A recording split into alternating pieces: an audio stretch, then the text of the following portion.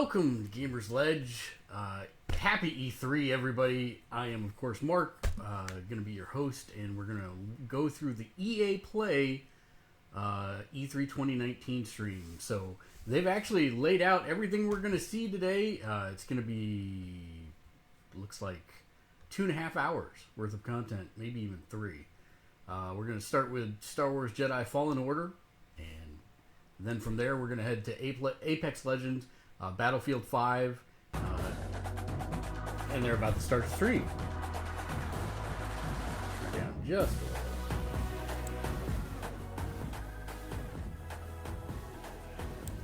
And I'll turn it back up when we're ready to go, but yeah, looking forward to this lineup of stuff. Looks like we're going to have a lot of stuff to cover. And there we go. So let's try and fix that. Whoops.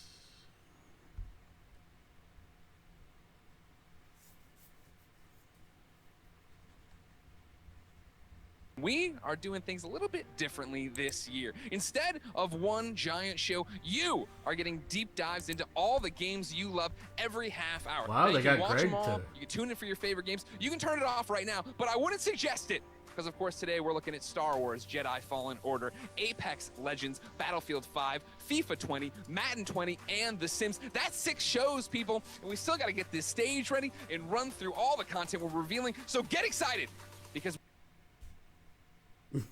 we've got more gameplay than ever. Tell them, Golden Boy! I'll be bringing you Apex Legends Season 2 reveals, including a new weapon, a new battle pass, and we're revealing a new legend live on stage. Great. Adam Rank, quickly, what does Madden 20 have for us? Gameplay, Greg. Okay, I meant quick, but not that quick. Okay, well, we've got an exclusive first look at gameplay. We've got a deep dive into X-Factor abilities, face of the franchise. We got Patrick Mahomes throwing sidearm. We got some Deadeye thing. We got Ray. Too long! Now Freeman, Hardy, Battlefield 5. News? We've got loads of it.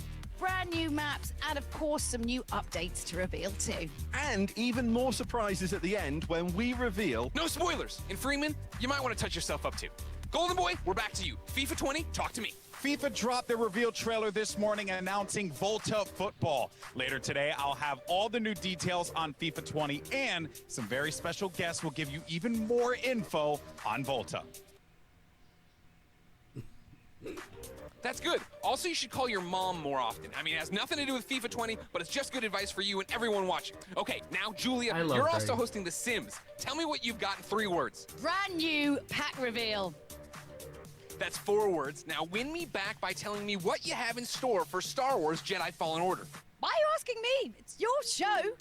Right, we have 15 minutes of exclusive, never-before-seen gameplay, and I am so excited to sit down with Vince, Stig, find out all about this Star Wars game. But ladies and gentlemen, this is it. We are mere minutes away. Folks, this is your last chance. Grab that drink, grab a snack, adjust your chair to the perfect degree you want, because EA Play starts soon.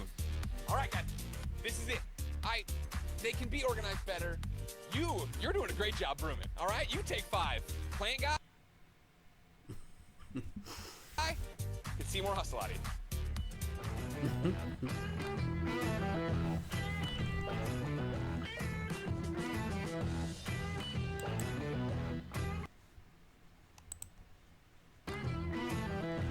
No, I didn't want to do that. Come on now. Alright, so...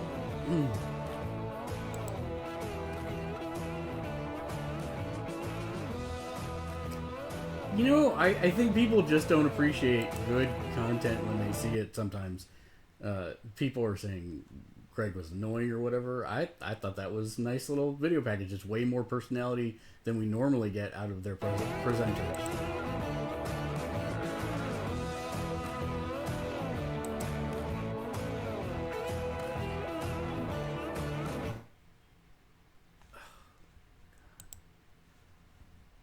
Why does it keep doing that?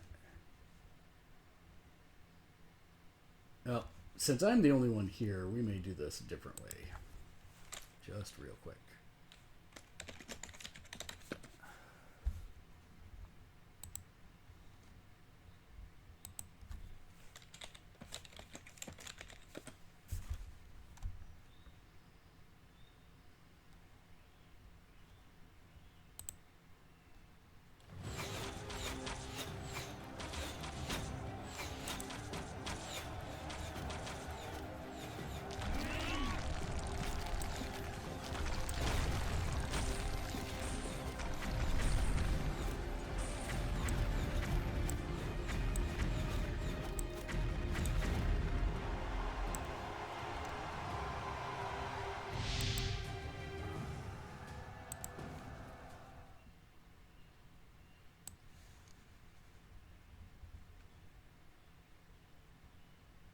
In the tall grass, you see like an exclamation point before entering a battle, but even that you have to approach the exclamation point. Yeah, my in guess grass. is the areas where you can control the camera, that is where you'll see the Pokemon wandering around the wild, but in the ones you can't, there might be light random encounters, maybe like the exclamation point in the grass that you can walk up to.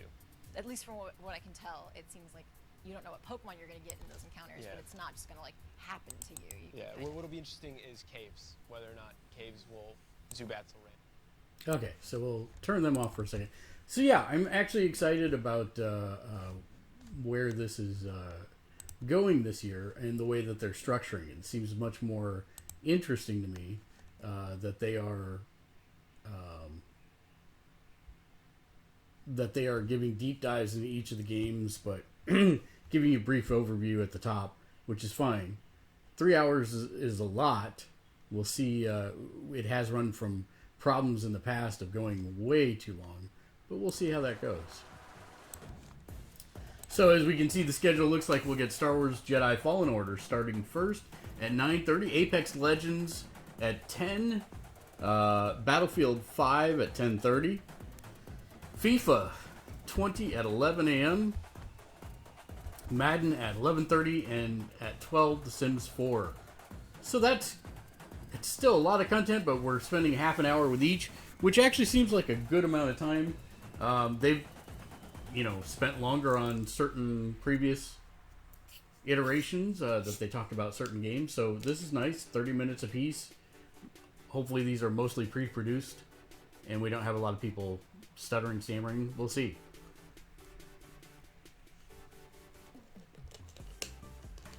I'm kind of, like I said, I'm kind of glad they got Greg to be the MC for this, so that's pretty awesome.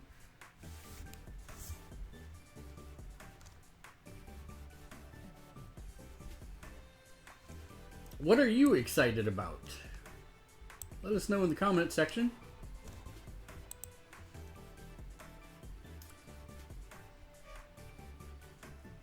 I'm kind of looking at the YouTube chat comments at the moment. Yeah, it's the general dearth of the internet, as it usually is.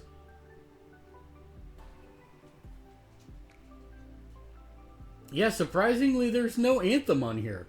That is actually a good point, since EA publishes the game.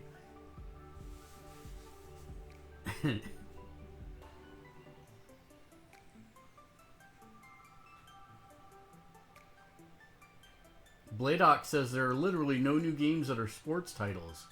That's also actually true. FIFA and Madden looks like it. Fortnite Forever says Anthem was such a great game. I agree. I think it's fun. I think it's a fun gameplay loop. I just wish they would have, built the rest of the game out.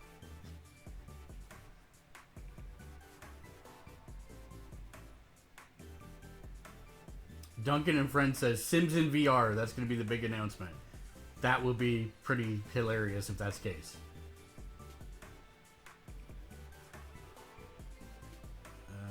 Let's see.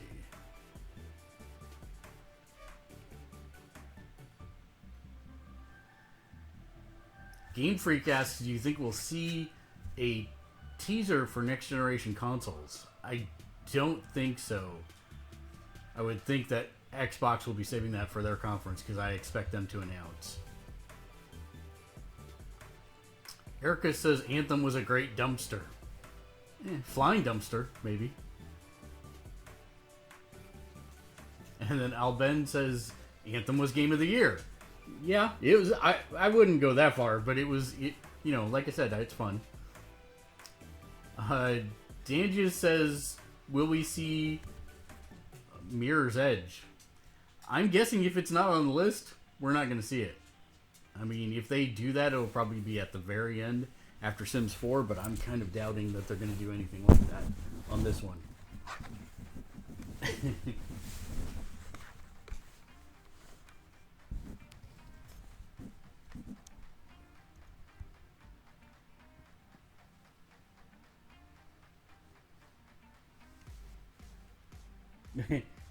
And there are now people in the chat going, hey, if you think there's going to be anything new, look at the schedule. Duh.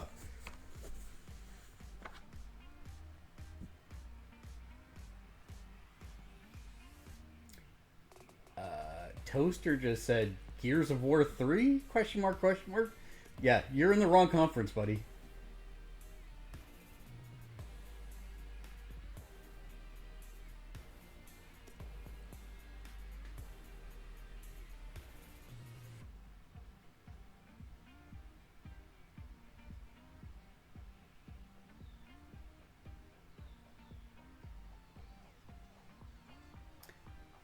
Pedro Gamer says, will we see any PlayStation exclusives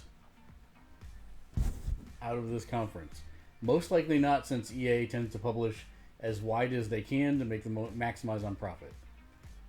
The King 2007 says Skate 4 question mark. Dude, I would love a Skate 4 game. Sadly, I don't think that we're going to see that because it's not on the agenda here. If they do that, I'm guessing any super secret announcements will appear at the very end.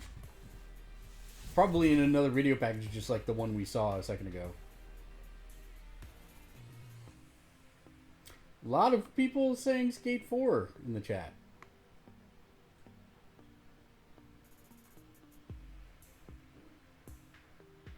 David says, I'm just here for Apex.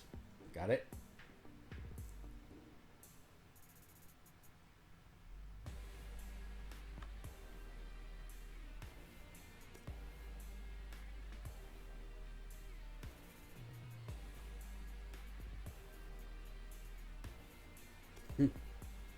Bob says, wow, can't wait for more sports coverage.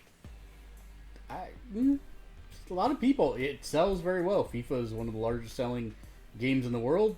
Madden's one of the largest selling games in the United States. I get it. Not necessarily my cup of tea, although I play Madden from time to time. Although it has been a few years now.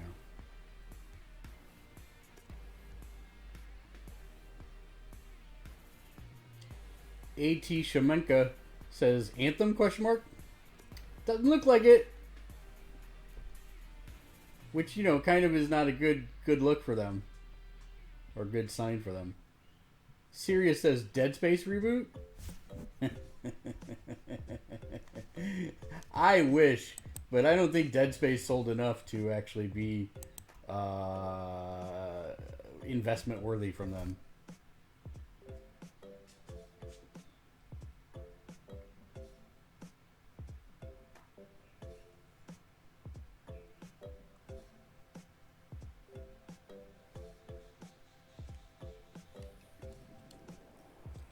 Christian Filardo asks, who is just here for Star Wars?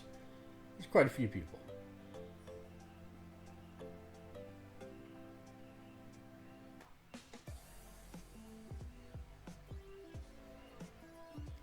And at the same time, I think it's good and bad that you started with Star Wars.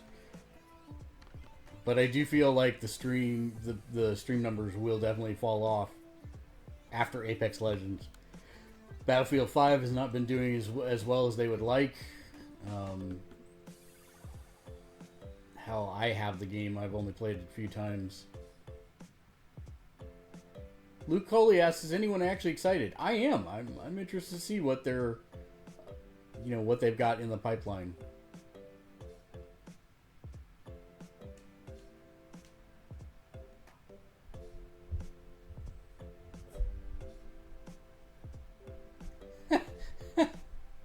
Summit says, Skate 4 or my wife dies with me. That's a little extreme. Besides, you guys wouldn't die, you'd just be in the Hall of Meat.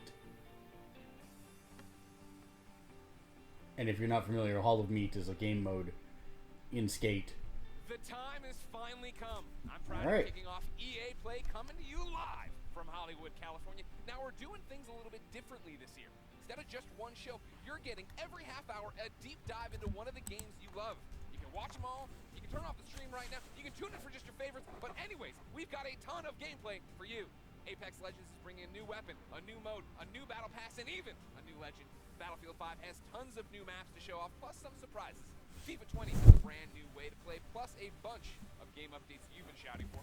Madden 20's got gameplay packed deep dives into all new features, including those awesome new X Factor abilities. And The Sims is unveiling a never-before-seen pack, along with a few new surprises. And, of course, in just a few moments. I'll be kicking things off with the latest on Star Wars Jedi Fallen Order, including 15 minutes of world premiere, never before seen, first look exclusive gameplay. So get ready, because EA Play starts now.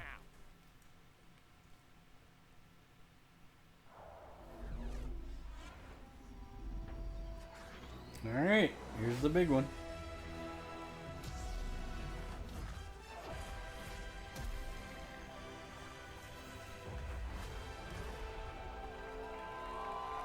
What's up, EA Play?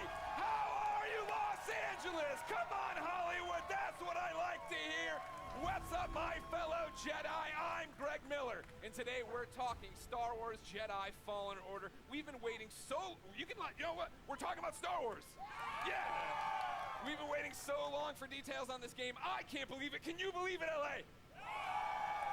And we're finally here to help us get things started. We've got the head of Respawn, Vince Zampella, and the director of Star Wars Jedi Fallen Order, Stig Asmussen. Everybody give it up for Vince and Stig. Come on.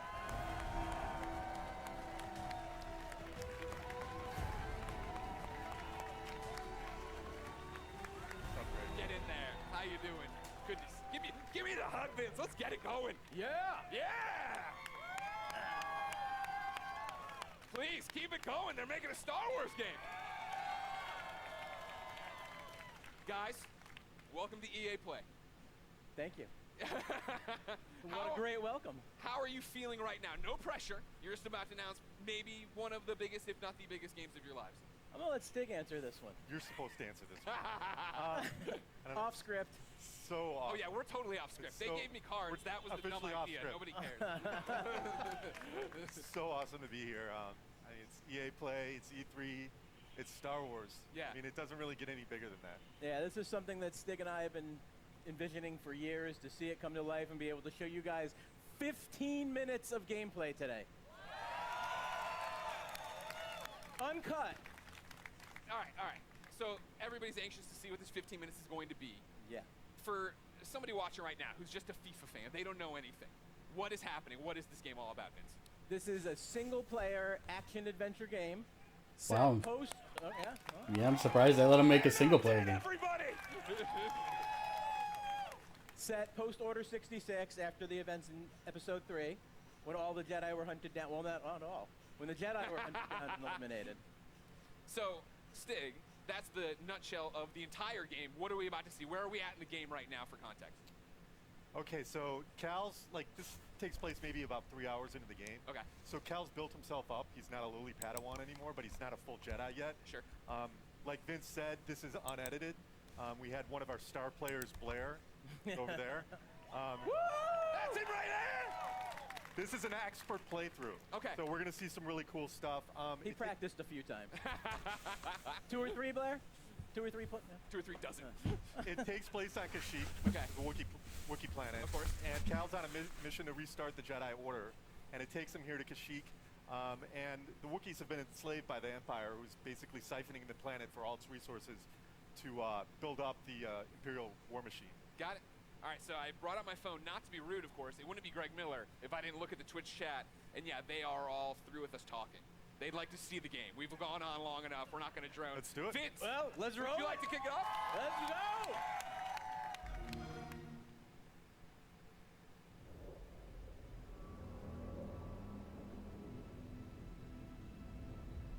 It's very dark.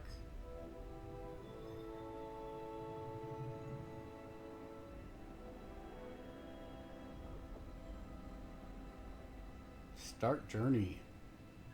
Press X.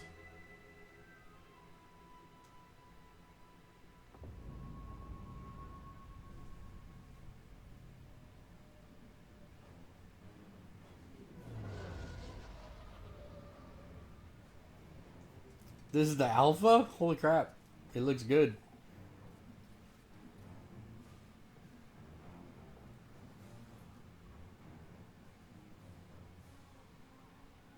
So third person.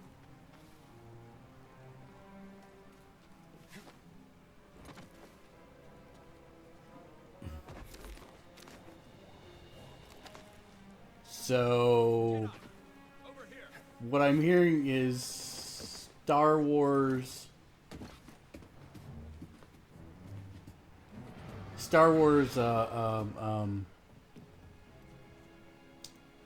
Nathan Drake. Imperial sap refinery lies dead ahead. What does the Empire want with tree sap? Nothing good. They refine the sap into a powerful compound, and they're rushing to expand production. We have to stop them. That's the plan. We don't know their end game, but they spread themselves too thin. This map we recovered proves it.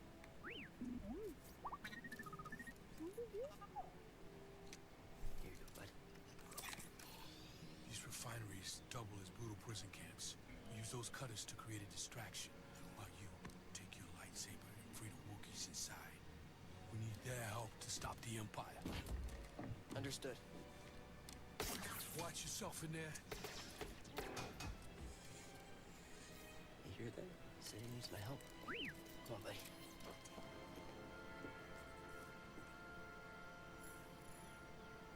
Free the Wookiees. Their message isn't. It's like you're my only hope.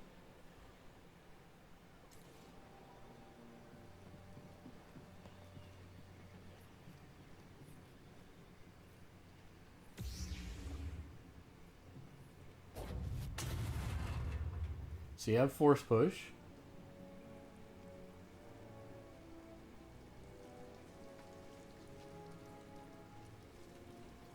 No force balance.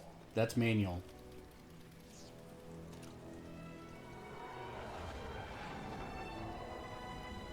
Not joking though, this looks great. The graphics look really good.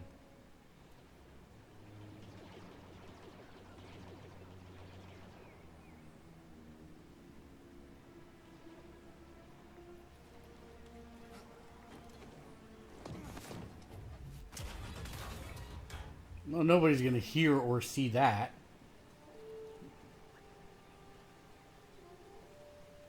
Over there, one of the cutters turned on. Are you running some kind of drill? We should call it in. That'd be a breach of protocol. If there's a disturbance, their squad should call it in. Yeah, better do this by the book. Movement.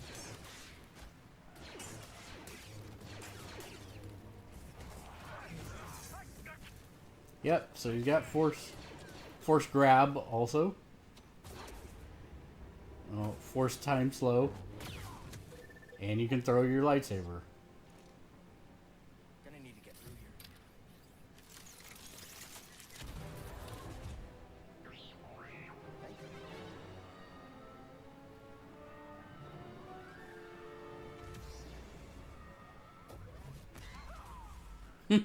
Attention all units. Resolve contact monitors stating that cargo pad 119 Gallo. Keep to your posts and stay alert. That's...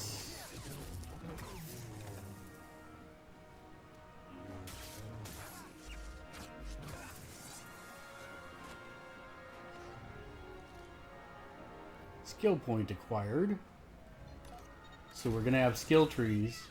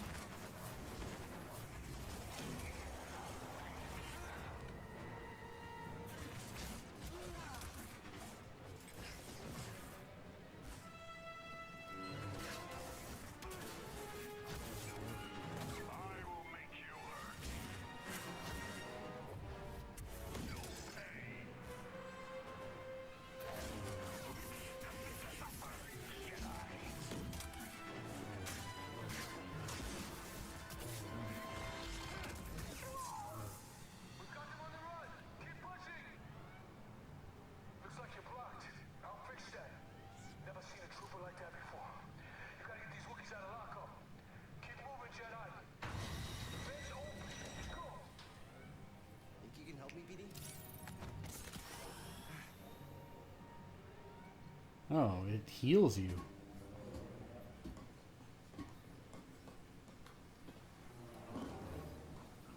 It's a cute little sidekick robot, I'll give you that. I'm not sure we've ever seen its kind before.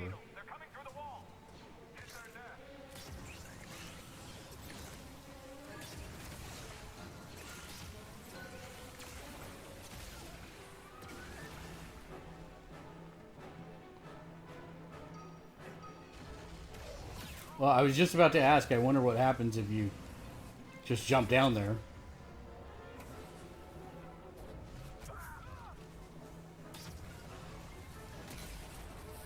Throw your lightsaber, maybe?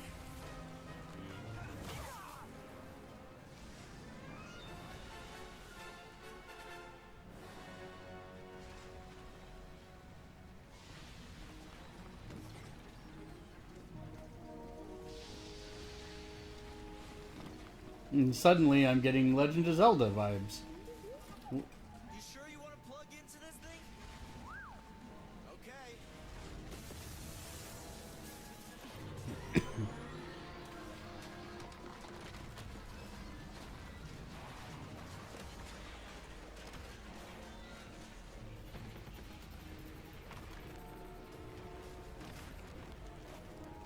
A shortcut. That's why you wanted to get this thing.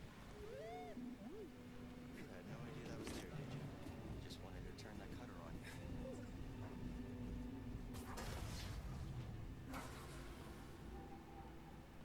Always useful for the hallways where they build fans into them.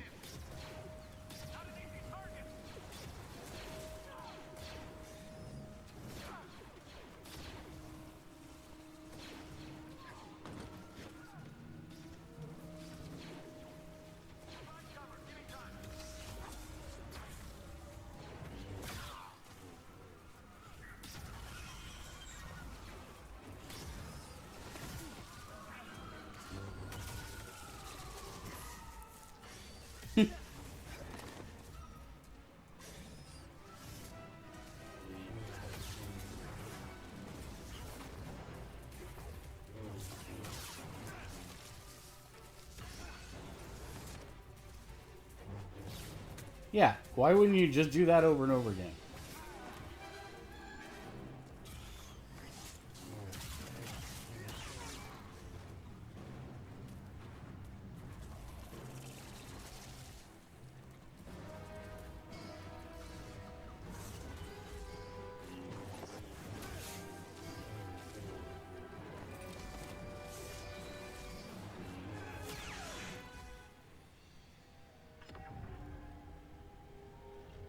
Yep, he was just doing it for the XPs.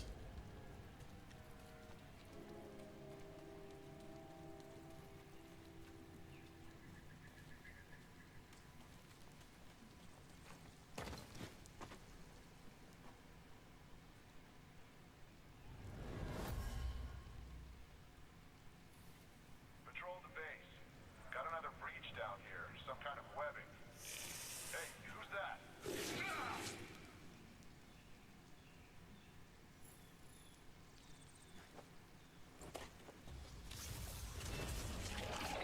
Oh. And now we're in Lord of the Rings. Darn Shelob.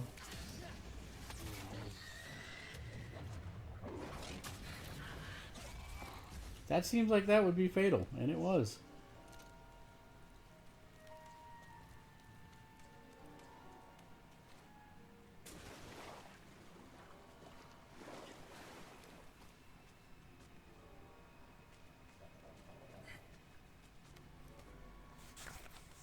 That didn't seem like a shortcut. I'm just saying.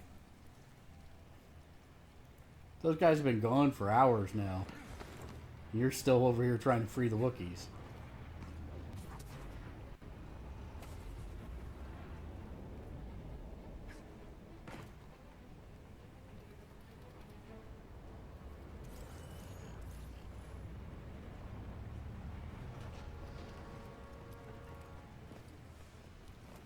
I just heard from the captain. They're coming.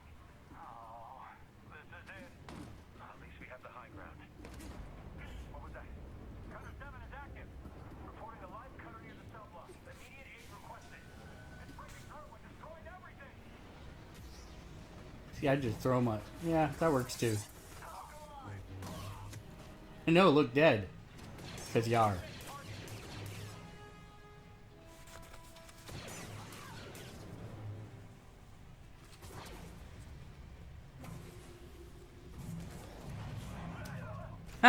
that was pretty funny.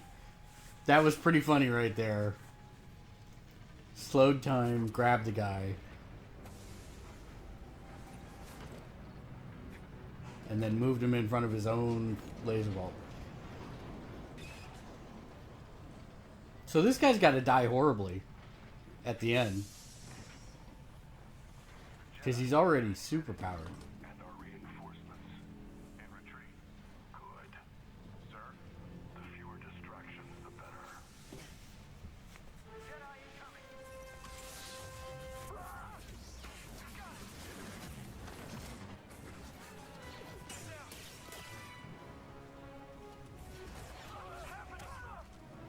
You cannot escape.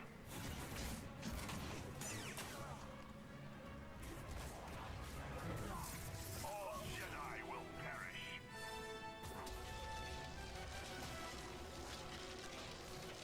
Oh, you are able to freeze him and do stuff. Go hit him a bunch of times. Oh. Only once, it looks like. It seems like you'd freeze him again, and that doesn't always work on him, apparently.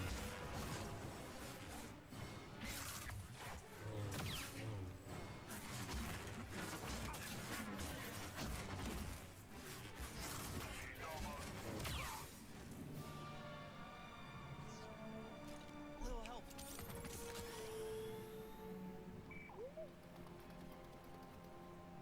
Need to slice this. No guards.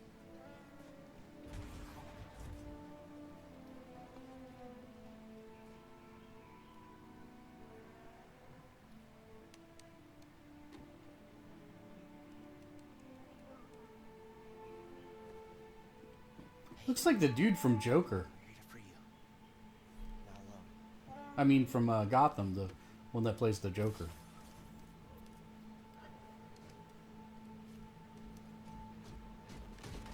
Visitation is not permitted.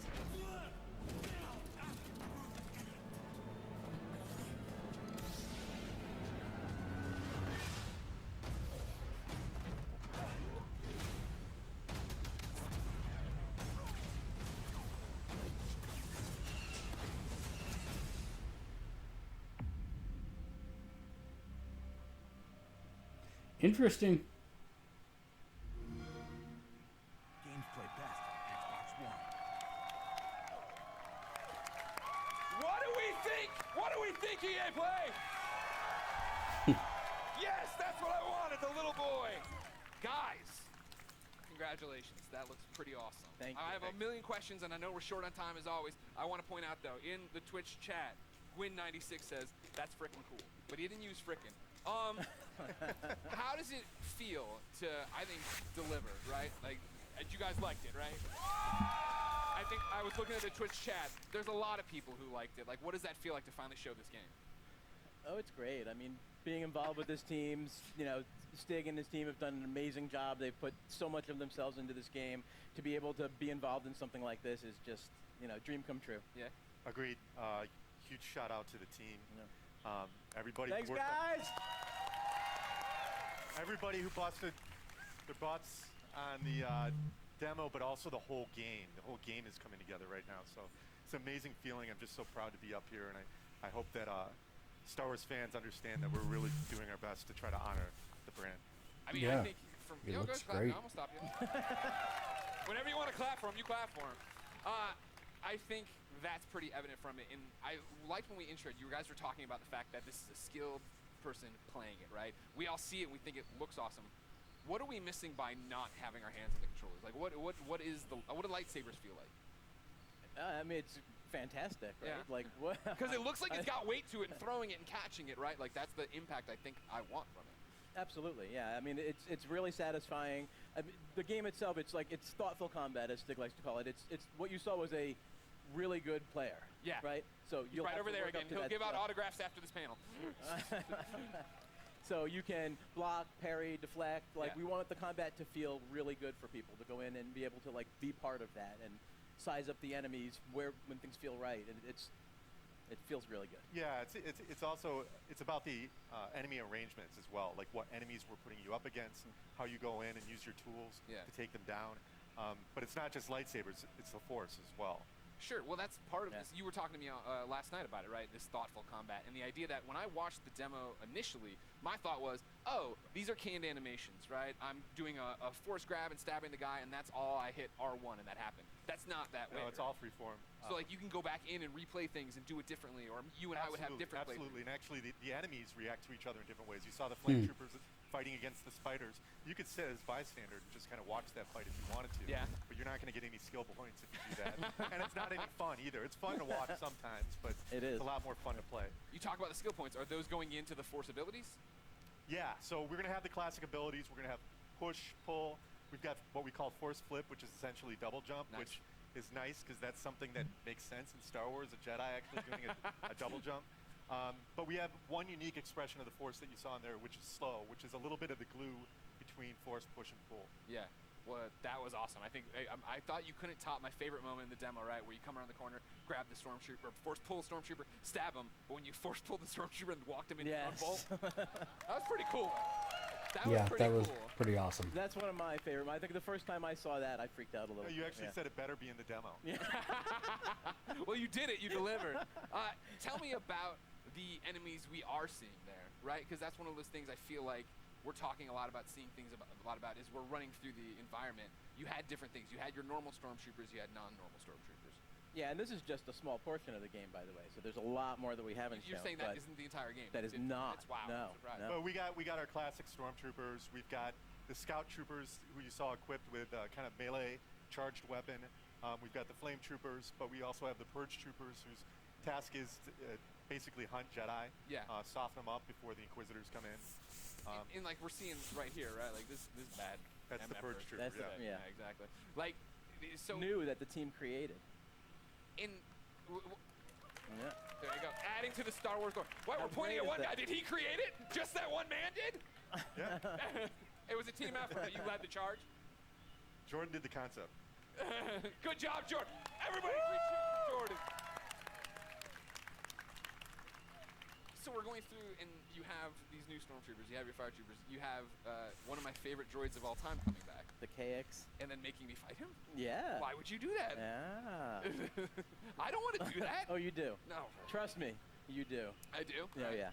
Well, then, talk about the other star of this 15-minute demo, right? The new droid, BD1. There he is right there. No, BD1. BD1's in the audience, ladies and gentlemen. Thank you, BD1. He's adorable, as I'm sure you know. I immediately want him as a backpack, so just a heads up if you're talking to anybody in the licensing department. All right. We can make what it does happen. he do in the game, right? Excuse me, we're hosting a panel. You can keep it down over there. What are the traits? What are we using as? Is he just flair?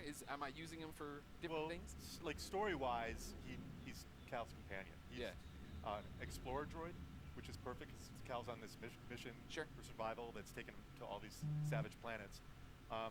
BD sounds for Buddy Droid 1, which is... That's Respawn. That's Respawn. I mean, I don't think I didn't notice the wall running either. I'm like, well, yeah, Respawn made this game. Yeah, okay. Definitely inspired by BT, but the name ended up sticking. Yeah. So, one of the cool factoids is his voice is authored by the legendary Ben Burtt. Oh, nice. Who did all the main sound designer in the original trilogy and beyond. But he can hack doors, computers, as we saw in there. Just scan some stuff there. Yep. Scan the environment for like environmental storytelling, learn more lore about the planet. I saw him shooting out health packs. Is that a canned animation after a fight? Is it a button I'm hitting? It's player input. Okay. Whenever like they cool want, down on it? Whenever they want, he will eject a stim pack. Okay. There's a limited amount that you can find more over the course of the game. Okay, so it's a and you're actually in limited that moment, quantity. You're defenseless, so you got to choose wisely when you're going to do it. Okay. We've seen the gameplay. Without spoiling stuff for me, what's going on in the story? Like, obviously, Cal, I thought he was going to be way weaker as a Jedi. You know, just tell me the whole story. What A to B, Stig, how's it go? What's the ending? Actually, you know what? Stop. Full stop. I can't believe I've gone this long in the panel without asking. Is Watto in this game? I can't say. But that's not a no!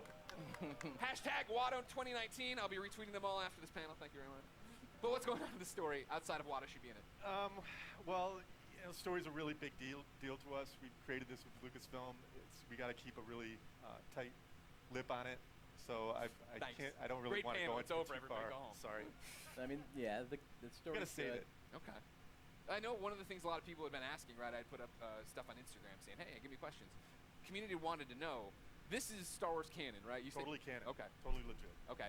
Wow, And that's the real interesting. Cal's a real character. Yeah. You saw Guerrera in there. He's obviously part of the Star Wars universe. Seer, Cal's mentor. Yeah. They're all gonna live in other places. Okay, that's great. Vince, how's that feel? No pressure. It feels great. Yeah. Yeah. I mean, we have. You act like it's so nonchalant. You're making a Star Wars game. That's canon. Yeah, it's not nonchalant at all. It's amazing. Like I said, I'm just like shocked to be up here. I'm like. I know it's a big deal to work with me, but it's okay. We'll be Uh-huh. all right. We've been talking about this for like 10 years. Yeah. So. The other big community question I've seen a lot is, it's a Star Wars game, and Star Wars games in the past have allowed us to go light or dark. Is that a choice here? No. Okay, well. Why not? Because. No, I think it goes back to the fact that Cal's authentic, and he has to fill a certain role so he can be used in other places. Yeah, this is a Jedi story. Well, that's the thing I appreciate the most, that you guys are coming in and telling a story, right? Like, I think that's why so many of us are excited for it, is the idea that this is a Star Wars story, that you guys have something to tell, something to say, and a lot of walls to run on. Vince, Sting, anything you want to say to the fans before we let you go? I mean, just thanks for the support. The energy here is great. Yeah, it's fantastic. Fantastic. Greg showing us Thanks some for stuff coming out. online. Like everyone's reaction is fantastic. Amazing moment. The team, badass. Thank you guys. Go team. All your hard work. Now we just have to finish. Can't wait to bring it to you guys. There's so much more that you haven't seen yet. I can't wait to show you. Believe it or not, there's so much more. There is more at the Microsoft conference tomorrow. That's right. Vince, Stig, thank you so much for coming out. November 15th. Can't come soon enough. For Oh, those of you November here at 15th. EA Play, the Respawn team has brought even more gameplay for you to check out over in the Star Wars Jedi Fallen Order Theater. And for those of you at home, extended. I was about to do a bit. For those of you at home, you will stay tuned for Apex Legends. Yeah. This is what you're looking for. Thank you for the yeah. I was like, that's the corniest joke I put in this thing. No one's gonna laugh. Everybody, I'm Greg Miller. Thanks everybody for watching. We got more EA Play for you now. So that's, I mean, it looks great. I would play it. I will buy it. November 15th. How hyped are we for Star Wars? Let's hear it! So hyped. Hype mode engaged, although that's actually a lie. It was engaged about 3 days ago. Anyway, so big thanks to Vince and Stig for sharing that exciting deep dive into Star Wars Jedi Fallen Order. We're all a little bit too excited here, I'm not going to lie. I'm Julia Hardy, and a little later on, Adam Freeman and I will be bringing you news on Battlefield 5. Yeah? Right now, though, EA Play is in full swing with gamers getting their hands on all kinds of exclusives. There's a lot to look forward to, starting with our next show, Apex Legends. So Alex Goldboy Mendez is bringing you the hottest news on Apex Legends Season 2. We've got info on a new weapon, new battle pass, new mode, and a reveal of the 10th legend. Stay tuned, because Apex Legends is moments away. Yeah, so looking back at it, you know, looks like we have all the kind of what Greg said there. I'm actually surprised at the level of power we have. I mean, this guy's a superhero. If we'd had him in one of the final battles, I think they would have done a lot better. Anyways, Jedi Fallen Order, November 15th. Force push, force pull, slow time, double jump, throw lightsabers, force grab people and move them in front of their own laser bolts. It's pretty hilarious. And for some reason, we're looking at a dinosaur. It's a dinosaur. Thanks, Mr. DNA.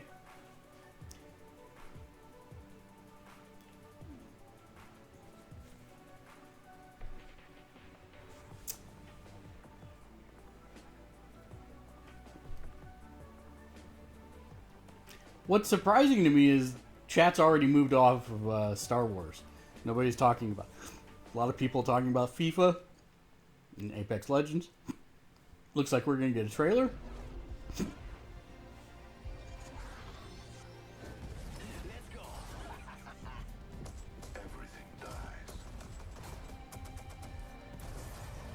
Looking for me? Surprise. What's going on, everybody? Welcome to EA Play 2019, and I'm so excited to talk about Apex Legends here at EA Play. I'm professional esports commentator Alex Goldenboy Mendez. Now, everyone at Respawn has been working diligently at making Apex Legends the best Battle Royale game out there. We've got some big updates. That's right. I like that. Like that, baby. Bring that Rags energy. Monster says, We got some exciting Fortnite is details trash. here on Apex Legends Season 2, including a brand new weapon, a new mode, an improvise, you hear me? I'm improvising. An improved battle pass, a reveal of the 10th legend coming to the arena, and so much more. So, let's jump out of this dropship, dive right into the hot zone. Take it away, Jay. Thanks, Golden Boy.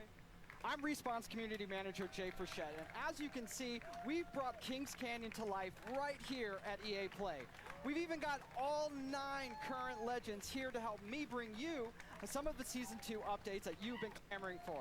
We're going to introduce you to our newest legend after the show, but for those of you at home, don't miss your chance to jump into our Legendary Hunt event. Check it out.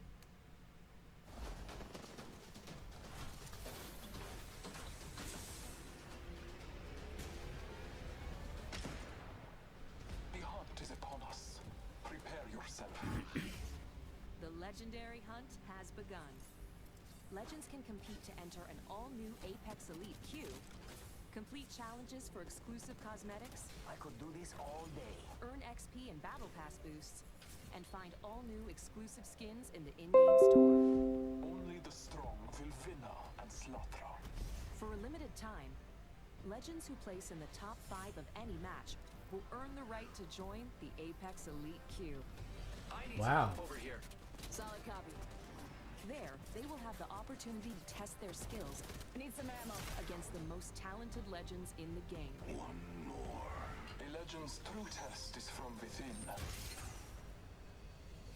Additionally, legends can complete legendary hunt challenges to earn rewards, like the epic Master of the Hunt Bloodhound, the Wolfpack G7, Not your day. I won this one. and hunt down 2 wins to score the exclusive legendary Tamed Beast triple take. So, And you shall be rewarded. you're saying I'm never going to get into that During queue. the event, That's all Battle what I'm Pass hearing. owners will receive the free legendary Honored Prey R301. Hit level 15 on your Battle Pass, and you'll also earn the legendary Night Terror Wraith. You know what I look like. Come find me. Every day, Legends can also earn an entire Battle Pass level for your first top 5 finish of the day. Thank you for the fun fight. And we're doubling down with our first ever Double XP weekend. One moment. From June 7th to June 9th, earn double XP on both your base and Battle Pass progression. Our destiny has led us to this moment. Throughout the event, be sure to keep an eye on the rotating store for new exclusive Legendary Hunt cosmetics. The sky has opened and gifted the day. Squad up and drop in, as the Legendary Hunt won't last forever. Good luck, Legends. Let the hunt begin.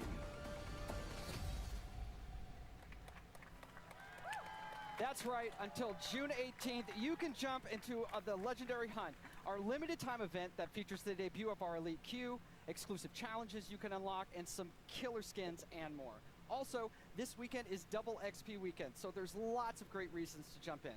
The community really brought it since this event launched, and it's awesome to see the best duke it out. Back to you, Golden Boy.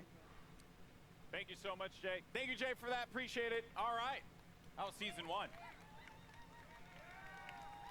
Who's ready to talk about Season 2? I like that. So, you know, listen, I play this game every day. It's one of my favorites, and I did this like right before the show started. That's how much I play this game. And, you know, I'm going to jump back in when we finish up, but first, I do want to talk about Season 2. We've got the first details here, and joining me, we got Drew McCoy in the house, ladies and gentlemen. Drew, we've been so patient for that beautiful, beautiful content. What do you have for us today? Well, it's coming. Okay. First and foremost. Content is coming. It's Confirmed. coming. You've heard it here first. So season 2, it's coming July 2nd, and it's called Battle Charge. All right. So Battle Charge will be coming out. What can we expect though when this new season drops? Yeah. So as we announced when we launched the game, we're taking a seasonal approach. So we're trying to cram as much into the launch of season 2 as possible, with some other stuff along the way. But what you can expect from the launch is a new legend, a new weapon, a new way to play the game. Okay. Perhaps a map event. And a lot of this has been done through a lot of the feedback from community. We're also changing up some of the meta balance of weapons to try and buff up some of the weaker weapons and bring a lot of cool stuff in the game. Okay. All right. It's a lot. It's a lot. We're going to talk about a good portion of it here, but let's talk about that sweet new content, because season 2 is bringing a new weapon to the fight, and today we're excited to show it to you. So let's just go ahead, roll the clip. Show it. Care package touching down. They usually carry rare platforms. Elstar here. I am taking fire, friends. I bathe in the blue.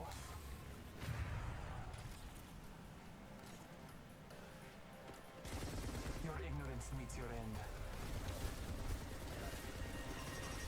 Need help. Good job, me. A new season. Strong work.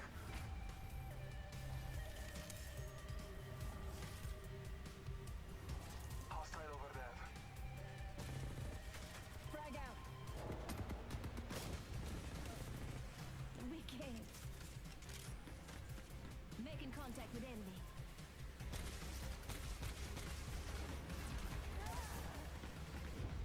Accept it. I'm here. You're not. There you have it, the L-Star, man. I remember getting slapped by this gun in Timefall too. So pretty excited to see this one make it into the fold in the arena. Seems really powerful. So tell me more about its place in the entire weapon loadout for Apex Legends. Yeah, so the L-Star's new, it's coming, launch of season 2. It's actually a care package weapon because it's so OP.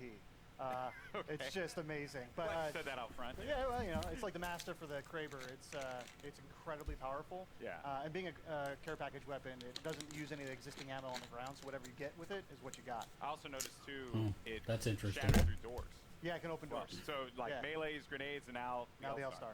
Wow. Okay, so that is pretty sizable. Now, what other changes are going to be coming to weapons? Because this may seem very nerdy, but I'm a huge fan. Nico asked, did they abandon Anthem? Yes. That's my jam. Yeah, what are you bringing me? Yeah, so like I mentioned, there's going to be some meta changes to the weapons. We're trying to bring up some of the weaker weapons. And then, yeah, there are 2 new hop-ups coming. Not really going to say what they are yet. You guys got to wait for season 2, but there is a chance that maybe a memeable weapon named after an African country is usable. Is usable? Yeah. Okay. Perhaps. All right, perhaps. I mean, that is yet to be seen. We'll have to see if that's going to be a reality. All right, cool. So we're starting out hot with that L-Star light machine gun. Dan Harmony says, are you bragging about breaking your game?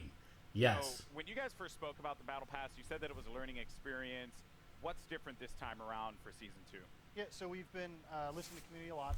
Season 1 didn't quite launch as well as we were hoping.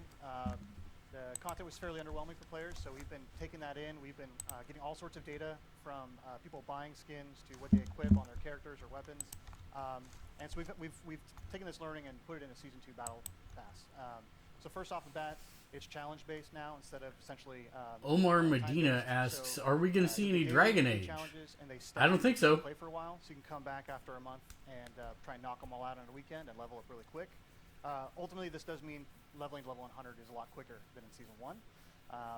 We're also getting rid of all the badges and stat trackers, taking up space throughout the leveling process. And we are inserting 3 entirely new content types into the Battle Pass, which we will talk about later. And there's a lot more skins in it, and there's going to be enough crafting metals by the time you hit level 100 to craft your very own legendary of your choosing. All right. Rodum asks, where is Plants vs. Zombies? Not going to be at this show, I think. Yeah, that sounds very exciting. All right, and now, we're talking about Apex. It's got some pretty sick skins. What skins do you have for me today? Yeah, so like I mentioned, I think our skin game is being upped pretty significantly. You can see that with the Wraith skin specifically from the Legendary Hunt event. But we got 4 legendary skins in the Battle Pass. So we have 2 character and 2 weapon. So for Caustic, he's got the Prince of Darkness skin. And for Octane, we're doing the Jade Tiger. I think you can see there's Prince of Darkness right there. And then there is a skin for the Spitfire called the Intimidator. And the R301 is getting 2 skins, actually. So the Iron Rampage at level 100. Okay. And then there's a golden version as well. Oh, man. Do you see that, by the way? Do you see? Yeah, it's sick. It's sick. That looks insane. That looks insane. All right. Now, another question that the community is having, they're just dying to have answered. New ways to play. Elite Q was awesome. Yep. I think it's like one of the coolest additions for Apex Legends. What else? Yeah, so when we designed Apex Legends, we really wanted it to have kind of a competitive core to it. This is a game that's meant to be played over hundreds of hours and mastered, really deep learning experience. And so the Elite Q is our first step towards getting to a higher competitive stage. Okay. And so Season 2, I'm really, really, really stoked to announce. We have a ranked mode. Connor asks, where's the map? Yeah. All right. So rank mode, you'll progress through 6 tiers if you're good enough. You will cap out if you are garbage tier like myself. Yeah.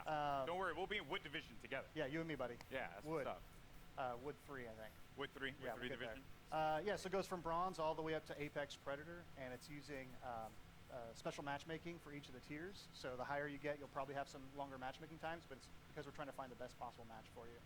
And then throughout the season, you'll be hopefully gaining tiers, and then at the end of the season, you'll get rewards based on where you ended. Wow. Interesting. Ranked mode coming to Apex Legends. Yeah, it's going to be awesome. That's sick. All right. I'm be honest with you.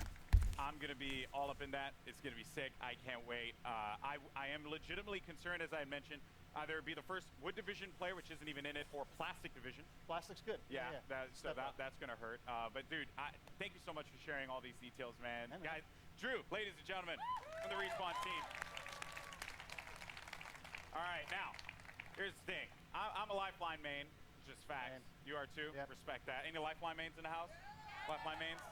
All right, but that might change when the new season drops. That's right, because Jay, give the people what they want. We want to know who is the 10th legend joining the arena. What do you have? It's my pleasure, Golden Boy. Well, ladies and gentlemen, the moment has arrived. The 10th legend joining the Apex Legends arena is Watson. To help us get to know our latest legend a little bit better, our team put together this touching illustrated short. Let's check it out. My dearest Natalie, as I write this letter, it's the middle of the night in late summer. An hour ago, you cracked the equations necessary to power the force field. You showed me up tonight, my magnificent daughter, and I couldn't be happier or prouder of that. I always knew you were special, but never did I fathom that a little girl who taught her staffed Nazi multiplication tables would grow up to master quantum laser mechanics. I have assured the Syndicate that the modified containment force field will be operational in a month's time, and it's all thanks to you. I may be just a doddering old fool trying to hold on to mon bébé a little while longer before he loses her to a daughter. But I do see you. I see the strong, brilliant, wonderful young woman you've become. And I know when the day comes that I'm no longer with you, you are going to be just fine. The games will be brilliant because you are brilliant. My daughter can and will do anything she wants in this life because she is the smartest woman in the frontier. Je t'aime de tout mon cœur, pour toujours, Papa.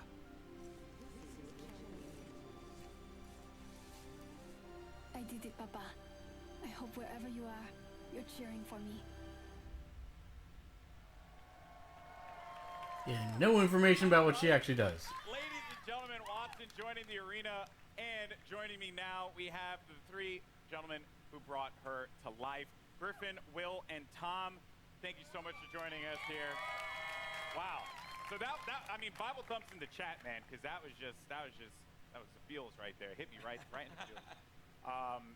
But Griffin, we'll start with you, bud. You're one of the legend designers, and I'm curious on the approach that you guys took toward making Watson a character that has impact in the arena? So Watson really started as a conversation between a friend of mine and I, who he's an engineer, and he has this really methodical, interesting way of taking really complex problems and systematically solving them. And so I kind of thought, what would it be like if we took the sort of the defensive complexity of Apex and introduced a character that could really create an ecosystem in which you can survive the really aggressive third-party meta, all of that stuff. So interesting. The idea behind Watson really is that if you plan and you sort of adapt to the environment, you really know the map, and you work closely with your team, that you can really create these strong defenses that that people are going to really have to think about in terms of how they push on you and that sort of thing. So the current meta of I hear gunfire and I hit it as hard as I can, you know, with Bangalore, Wraith, Octane,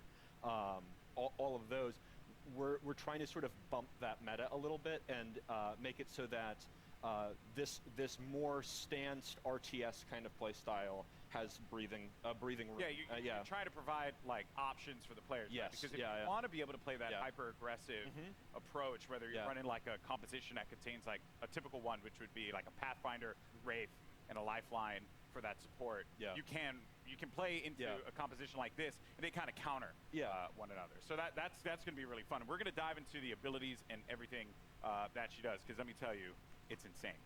Now, as far as the look and feel, my favorite part about Apex Legends is that the characters, the legends themselves, they stand out. When you're looking from far away, you see the silhouette and you know exactly who it is that you're about to engage with. What were some of the complexities in bringing a character like Watson to life? So it's a collaborative effort. You know, shout out Heath and Sam, animation department. Everybody kind of works together.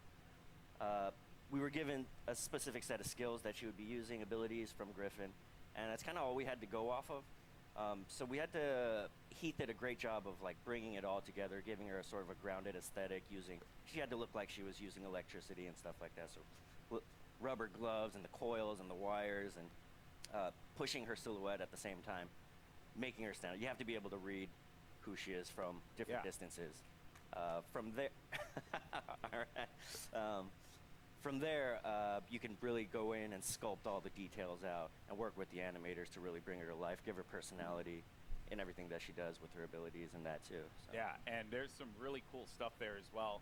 Every part that Watson, she takes out an item in her kit, it's actually like on her person. Oh yeah. You can see it happen. Yeah, and those are all very meticulously designed by the concept artist and then modeled out in 3D. So yeah, it's all functional. That's great. Jim Rolls says skate So 4, now skate 4, you skate get 4. To the gameplay, the look, but the story. You know, because you got to hit us in the feels, right? Like super hard, and you just did that. Watson's backstory, who she is. Let's dive deeper into that. Watson's kind of different from the way we usually do things, because usually it's very collaborative and we're creating the character at the same time, all the different departments, and we're working together. Watson was different. She was already designed and drawn when I got her, and one of the great things about working at Respawn is they encourage us to create characters that are non-traditional and that are characters you haven't seen in video games before, and to kind of branch out and see what else, what other kinds of people can we represent out there. And so Watson is a very different character than I've ever seen in a video game, at least. And everything is based off of what these guys created. I mean, it's all, every single part of her backstory is connected somehow to either her abilities or her look. And now, it was something that kind of stuck out to me. So, am I correct in assuming that Watson played a big role in the arena itself? Yes, so Watson and her father actually invented the ring. Okay. And so she grew up in the arena, literally in the arena when they were building it. And we're going to start to, you're going to see with Watson and moving forward, we're going to start to build the lore of this world a little bit. You're going to find out who created the games. They mentioned the Syndicate in there, so we'll talk about the Syndicate down the road. You're starting to build more and more of a universe. Yeah. Which is great. So she's in the arena, so all the legends must know her. Oh yeah. She was their kid sister, basically. She was always hanging around the arena, and she got to know all the legends and got to watch all of them. She's not a mercenary. She's not a soldier. Her role is of support. And so Everybody loves Watson. She's the one person that could probably unite all the legends together. Including Caustic. Caustic respects her. She's a scientist. Okay. She's an engineer. Okay, so like was he a strong respects word her. for Caustic. Yeah, I don't know if Caustic likes anybody. Okay, He likes that's fair. Yeah. That's fair. Well, yeah, that's super cool. I mean, blown away by this character so far. Now, I mentioned before we're going to talk about the abilities because when you revealed these to me, I was floored, jaw-dropping, and a lot of people online were kind of like, I don't think they need 30 minutes for all of this. This could have been a 5-minute thing. I don't get why they're doing for the this. most part, what she's capable of doing. The chat is not impressed, is the short answer. And I get the frustration. I mean, like, you don't need to do all this Q&A. More interrelated abilities than probably any other current character we have. You really need to understand how they all interact. The fences, you can place 12 nodes, and you can use these in any permutation you want. Part of why we sort of went with her being such a brilliant electrical engineer is because we really wanted to reinforce both mechanically and thematically how creative the player can be with these. Basically, we're just giving you free reign to place these however you want and figure out. And the players, they, like I just saw right there, I don't know if that was intentional. So when your teammates go through, it shuts down. It shuts off. So if I'm down and they run through the gate, does the gate deactivate? Yes. Oh. Yeah. So there's a lot of different interactions, a lot of different ways that you can interact with the gates with other characters. The ultimate is, we call it an interception pylon. It shoots down bombardments, incoming grenades, stops arc star spam, and it charges your team's shield.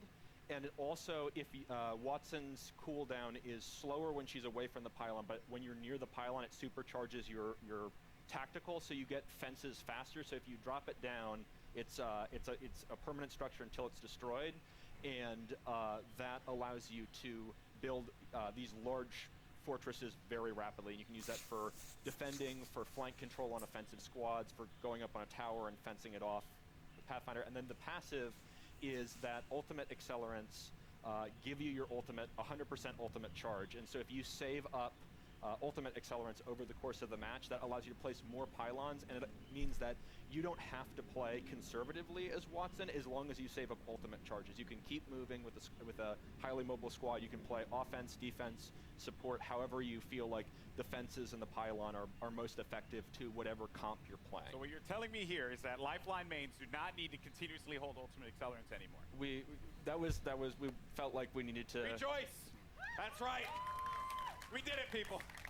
Finally, because everyone's like really mean to me if I don't like use the ult accelerant. You know, it's not fair. Oh wow. So that is ridiculous. There's also when they cross the fences, you get pinged as well. Oh yeah. So if any enemies cross through the fences, it pings your entire squad. So there's a situational awareness element to them as well.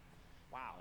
So if you know, so this is why like she grew up in the arena. If you know where all the choke points, the entrances, the exits are, you can set up fences there, and you'll know exactly when an enemy crosses. I'm even thinking about like compositions and how like it could work out. You know, maybe for any Gibraltar mains out there, maybe you find a little. No one cheered for that. Feels bad, man. Maybe there's like a little synergy there that can be created. There's a lot that can be done with these fences and being able to block off certain chokes. Yeah, I think it's really the big sort of the ceiling is how creative people can get with it, and I'm really excited to see what people do with it. And from an art perspective here, you know, they're very distinct. They stand out. What were some of the challenges in making sure that these fences really, like, when a player saw them, they knew exactly what it was, not to kind of catch them off guard, so to speak, to make it really, really stand out in the arena? Yeah, again, silhouette's everything. You got to make it stand out, and it has to look like it lives in the world. That it's something that she can use, and that lives on her body as well. She's able to pull it out, and she's able to bring it out, and create a fortress basically, and it has to read. So we had concept artists working on every little detail, and the modelers as well, and we had to test it out. We tested it out. We played in game or in house, and make sure it reads well. And these guys do a tremendous job of it too. I'm like, I need like a post with electricity that goes between the two, and they create really cool stuff with just that kind of vague, hand wavy designer description. Everything about it has clearly been thought out. This legend is going to be incredible. I can't wait to play Watson. You guys excited, Watson? That is nutty. All right, well, again, very much looking forward. Now, today we've covered a bunch here. We've seen a new weapon. We've gotten a new mode, the latest legend, and the new Battle Pass for Season 2. So, let's recap all the amazing Apex Legends action that we've seen here today. Surprise. Care package touching down.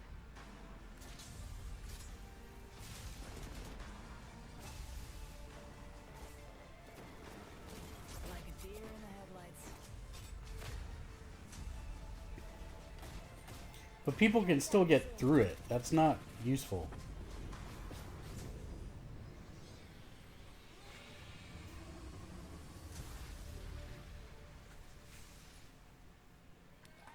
I'm not gonna let you off that easy, Drew. What was that?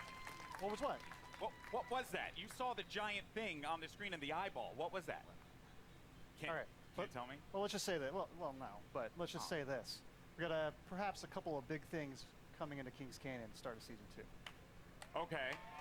So keep your eyes peeled over the next month. See what you can find out. So if I were to like ask you, after we're done with this, are you like gonna give me the cold shoulder? Or are you actually gonna tell me? There's no way I can tell you. Sorry. Oh man, I'm just holding L's all Not a day out chance. here, man. This is not fair. Well, Drew, thank you so much, man. Guys, Apex Legends Season 2. Let's go. July 2nd could not get here soon enough. Now, if you're in Los Angeles, come check out Apex Legends. at That's about how I feel. For your first chance to get hands-on with Watson, as well as all the other great Apex Legends things happening here. And for those of you at home, Double XP Weekend is going on right now, so jump into the Legendary Hunt event. Yeah, I don't think they need 30 minutes. They could have done this without the interviews and everything and, like, just given the information in 5 minutes. I'm almost thinking PlayStation has the better idea here. EA doesn't seem to have enough content to fill 30 minutes apiece.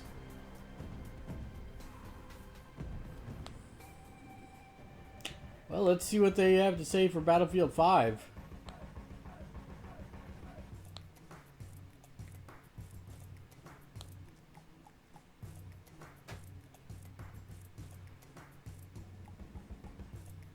Definitely a large number of people in the queue.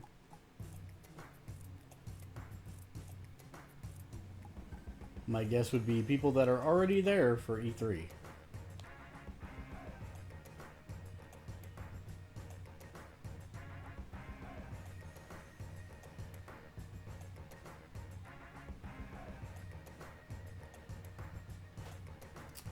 Ryan Benvenides says Battlefield 5 AI hype? Question mark? Possibly.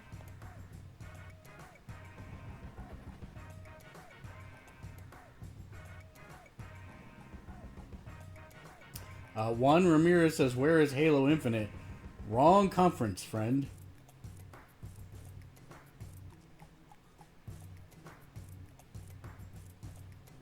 Serenata 5 says, let's go Battlefield 5.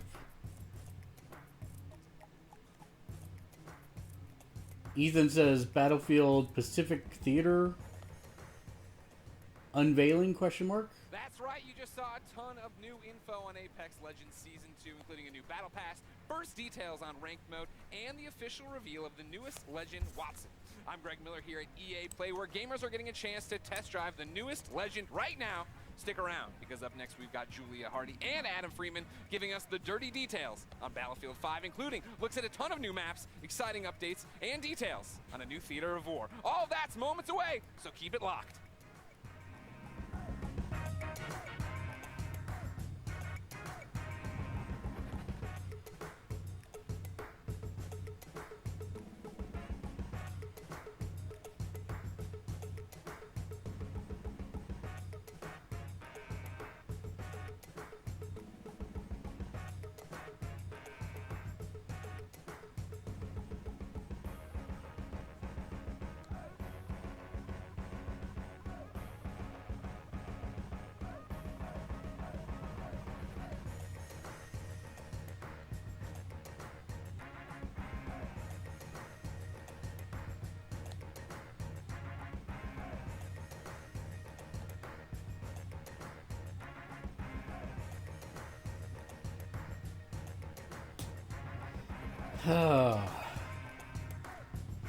Sharky Cartel Railway says Battlefield 5 is dead.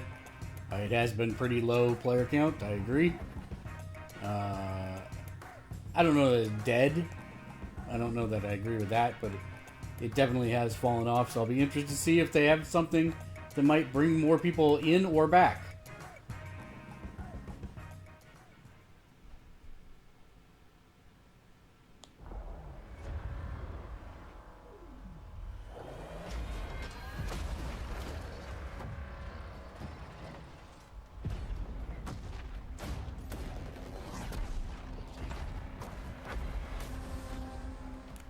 Hey guys! Hey, welcome to the Battlefield 5 show live from EA Play in Hollywood. Let's hear it! I'm Julia Hardy, and today we've got a ton of new info on some of the great updates coming to Battlefield 5 in 2019. But don't just take my word for it. My co-host, he reads all of your tweets, and I do actually mean all of them. It's a little bit creepy and weird. Battlefield Community Manager Adam Freeman. What have you got for us, Freeman? Oh, thanks, Julia.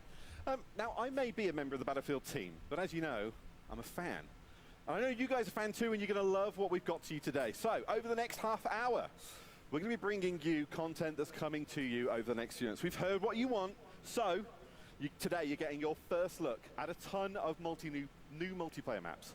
Features we know you've been screaming out for, and the arrival of a new theatre of war that's coming to Battlefield 5 this fall. So, when Chapter 4 Define the Odds drops, it's bringing so much cool stuff, so let's get to it.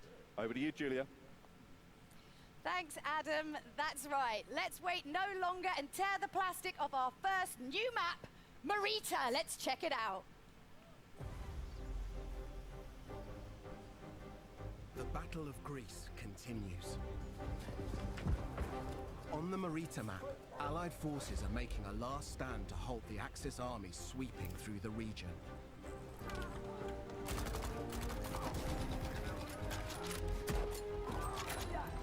The game is really fun. I actually very much enjoy it. Gameplay's still nice and weighty. You'll deploy on a sloping mountain ridge and within the tight streets of a rural town. The Allies control the town, but Axis troops are already on its fringes.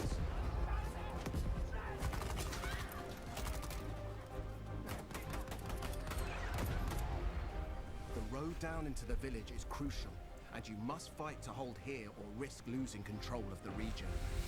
You'll always have tactical choices nearby, with a close proximity to other key locations, so keep an eye out for them. Marita is an infantry-focused map, where all 4 soldier classes will be able to shine.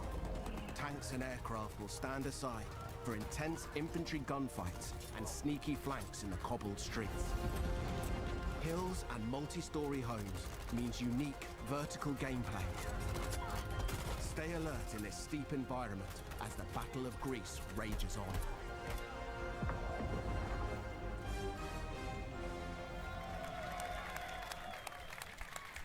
To help give us even more details on Marita, please welcome Ryan MacArthur from DICE. Yeah. So thanks for coming out, Ryan. So obviously Marita looks amazing. What was the map's inspiration? Well, I think the team in LA that put this together, and they built the Mercury map that everyone saw earlier this month. And so they really wanted to continue that story of the Battle of Greece, which is a bit of an unknown story, new to me as well, as you learn about this stuff. So it's really cool. It's sort of set on the Albanian-Greece border, sort of in the mountains there where the Axis power sort of started to push into Greece during the war. And it's sort of set above the clouds in this nice little quiet, well, I guess what used to be Chat, quiet not village definitely. Not anymore. before these guys all show up. And it's quite a different experience than Mercury. And it's sort of a totally different style of gameplay that you would have seen in the game before. So what kind of gameplay are we talking about? What's happening? Well, so this is going to be a heavily infantry-focused map. So as Mr. Battlefield likes to put it, this is total creative chaos. So you're just going to see some love that. absolute Creative chaos. Yeah. So what we get there is just head-on, just collisions in the middle of this map, and it's sort of what we've tried to do with all the new maps that we've created, spending a lot of time to figure out how do we make each one of them different. So when players go in and play one of these new maps, it sort of has a different feel than the ones they've played before to sort of create that different experience for them. So this one has, I guess for lack of a better way of putting it, is sort of a banana shape to it, and that banana If you like shape their sort of. fruit. Well, I think fruit's important when you're doing game design, I think, obviously. And so the shape gives you sort of a variety of different play styles and sort of creates this sort of narrow channels for people to just run head-on into each other, which really creates that chaos that is Battlefield. But That's what we want, though. That's what we want, that kind of chaos. But most importantly, we need to know, like, we could talk all days, but when can we get our hands on it? That's what we want to know, right? Yeah, and I think the great thing for this is coming in July as part of Chapter 4, so stay tuned. And I think some people are going to get to play it while they're here today. Ooh, lucky you. All right, Freeman, who's we've stuck up there for no other reason than, well, my own entertainment, has more on Chapter 4 for you. Over to you, Freeman. I'm up here PTFOing. I don't know what you're giving out to me, Julia. Listen, we have more maps. So let's deliver a brand new one to you. This is Al Sundan. It's coming in Chapter 4. The fight moves to the North African desert in a vast new map for Battlefield 5, Al Sundan. Prepare to engage alongside a lush desert coast and contrasting harsh environments. Axis forces have militarized the area with camps, a radar tower, and an airbase. You must fight over possession of these critical points. In Al Sundan, we've taken the vista used in a single-player war story, Under No Flag, and doubled down on air and land vehicle combat. With this, the location has been optimized for all-out multiplayer action. On this open map, it's up to you to shape the fight. With large distances, vehicle-based team play, and battles across ranges, you'll always have plenty of choices. Make good use of this sandbox to secure the win. Utilize vehicles, mounted guns, planes, and transports. Capture the strategic airfield to dominate the sky, or engage in fast-paced infantry battles in tight interior areas. Al Sundan is classic Battlefield. We can't wait to let you play it.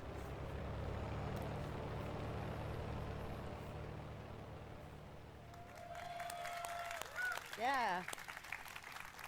That's amazing. So obviously Al Sundan was adapted from Under No Flag. So tell us a little bit about what that process was like. Yeah, so usually, you know, when the guys, when the team sort of focus on building these war stories, they want to create these nice narrative, linear experiences and sort of that really tell the story of World War II.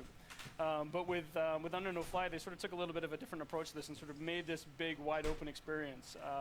And that showed a lot of potential from a multiplayer perspective as well. So when we finished the game originally, the team wanted to sort of sit down and sort of a small group of them and take a shot at turning this into what could be an amazing Battlefield map. It's huge. It's a really big map. This is your sort of classic Battlefield sandbox map. This is where you're going to see, you know, tanks and planes and infantry and all of that together in sort of what is truly Battlefield. It's sort of built for that open world gameplay with, you know, depending on no matter how you want to play, there's something there for you. Yeah, oh, definitely. And so how do I kind of, you know, adjust my strategy? Because obviously it's such a wide map. Like, what am I doing? Well, I think if you look at it, there's room for all different playstyles. So there's 6 flags on this when you're playing Conquest, and you can see here, even if you can see from the videos here, you've got, you know, when you go into the village, it's all about infantry play and speed and flanking through the things. And the bridge in the middle, it's all about, you know, sort of controlling that with infantry gameplay. And I think Mr. Battlefield the other day decided to just sit there with his tank and destroy me. But it's just something that he likes to do. He's kind of mean, but he's not mean. He's super nice. But no, but most importantly, I mean, again, we could go on and on and on. We're tight for time because there's so much to get through. We've got so many announcements. When can we get our hands on Al Sundan? But so this is the first map that we're going to come in with Chapter 4. So June 27th, this is going to be available day 1, Chapter 4 for everybody. Nice, nice. Now we've got a couple more surprises to come, but before we get into all that, let's take a look at what's coming in August towards the end of Chapter 4. Get up close and personal. With Chapter 4 defying the odds, new and intense close-quarter maps are coming to Battlefield 5. By popular demand, we're bringing more maps to players craving tighter types of multiplayer, specially tailored for intimate infantry combat. The new Battlefields will challenge your squad in unique ways. Well, it actually looks like European towns, kind skill of, so that's and nice. adaptation are your keys to victory.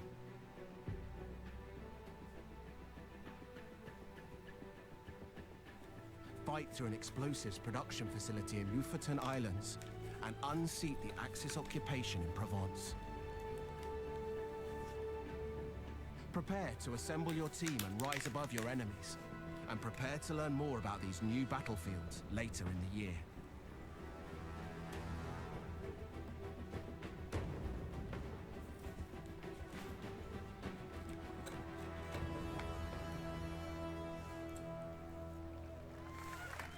Now, to help us break down these new maps, Ryan and I are joined by Mr. Battlefield himself, Lars Gustafsson. I don't know if you made that up yourself. But oh, and because he asked nicely, we also let Freeman come down from his weird place Right, up there. you're worse than my Firestorm teammates. You just leave me behind everywhere. But we can all understand why that happens. Do you want to take over this one for the start? Don't mind if I do. Yeah, go. Lars, these are very different then to the two maps we've already shown so far today. Tell us about. They are. See, I don't. Taking a step back, we've been closely monitoring how players engage in Tides of War, and no surprise, I mean, they love the bigger modes like Conquest. It's always been kind of a battlefield pillar. But it's been super fun to watch how they engage with passion and dedication in the smaller modes, like Squad Conquest, for example, which really become a success. And with that in mind, then we've, together with the DICE LA studio, they've been going at it, tailoring maps that are specially made for smaller modes. And as such, being able to give that, you know, the close quarter feeling, the tight, what you say, the intimate combat. Intimate infantry combat. Oh yeah, we need that on a t-shirt. Yeah. Intimate infantry. We're making that platoon when we get back. I mean, what kind of the sort of like key strategies then when you're playing close quarters on this map? You know, as we see with these smaller game modes, I mean, the key to this is just really good team play, really good squad play. And so, you know, sticking together and not leaving anybody behind, like Mr. Freeman over here, unless he's. But I mean, not what if being you want to leave him behind? Can you? Then it's acceptable. I think. Because I would. It's two beautiful maps. They'd just be a spinning number plate. It would be, yeah. As you saw, Lofoten, it's serenity, beautiful Nordic countryside, but then kind of ripped open with gunfire and everything amongst villas and factory equipment. And then Provence, you know, I plan to take my wife there, you know, pastilles on the square. Stop destroying places you want to take your family, it's weird. I'll take Ryan. Yeah, take him instead and then go to But town. it's beautiful cobblestones, you know, lots of good flanking routes, and it's the smaller maps really allows you to master every inch of it. So it's really about, you know, knowing your battlefields.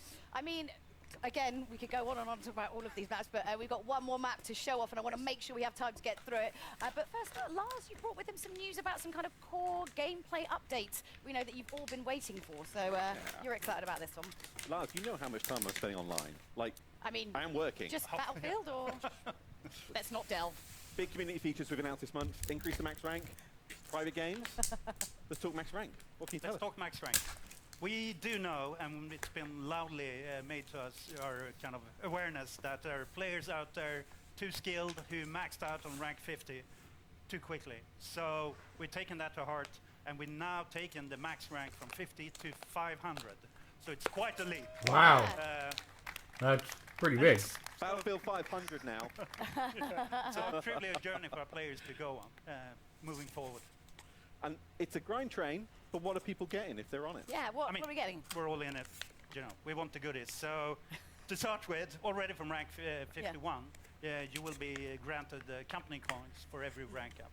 But then at every, we call them milestone ranks, you know, every 50th rank, you will get one shiny new rank icon to show off your skills, and also a beautiful set of dog tags. So lots of ways of showing off your mastery on your journey towards nothing is the answer. The world domination. It's already happening. August is the time. So it's almost here. Almost here. So world domination for Lars by all. Yeah, so I wondered if we were talking about world domination or when that was happening, but all right. Private games then. The other massive thing that we know players want. What we got? Yes. I mean, another one that's our lovely community have been vocal about. And previously, for those of you who've been with Battlefield, it was called RSP, the Rented Server Program. But now we're shifting over to private games. And what it means, the beautiful thing with it is, the baseline package that comes out is free for everyone that plays Battlefield 5.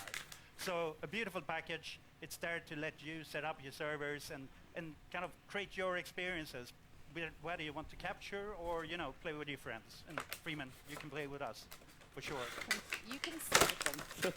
And obviously, you know, you love getting all that community feedback, so hit him up, mrbattlefield@aol.com, and let him know. Well, just saying, that is the thing, though. Like, we're not finished when we're done, right?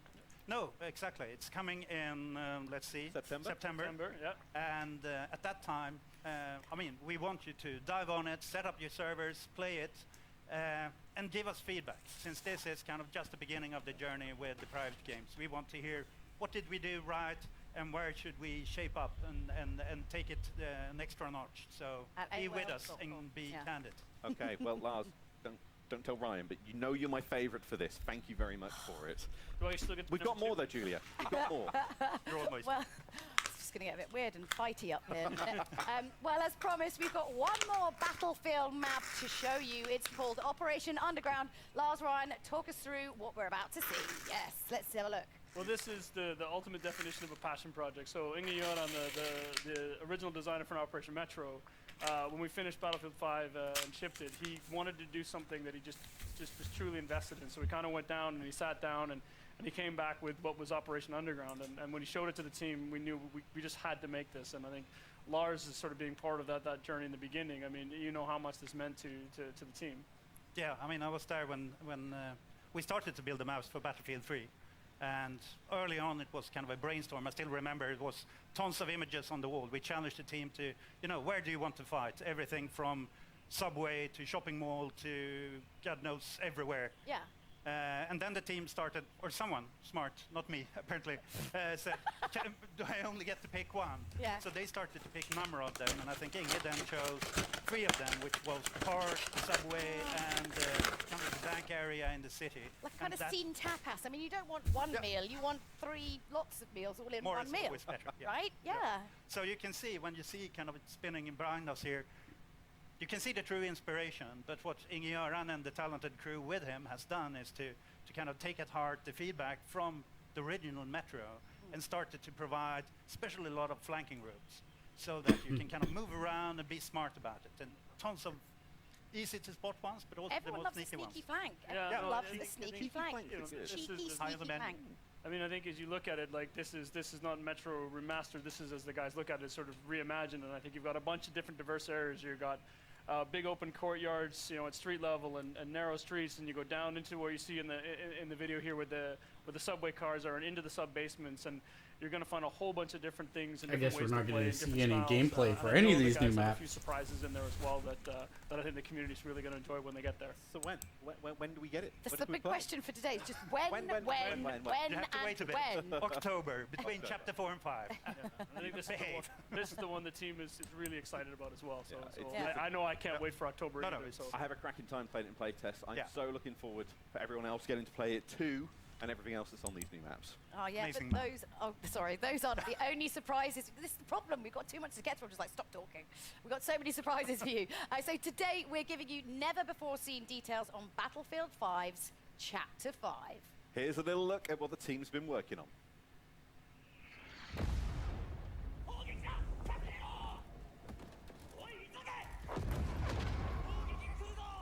Well, it is going to be what somebody in the chat said.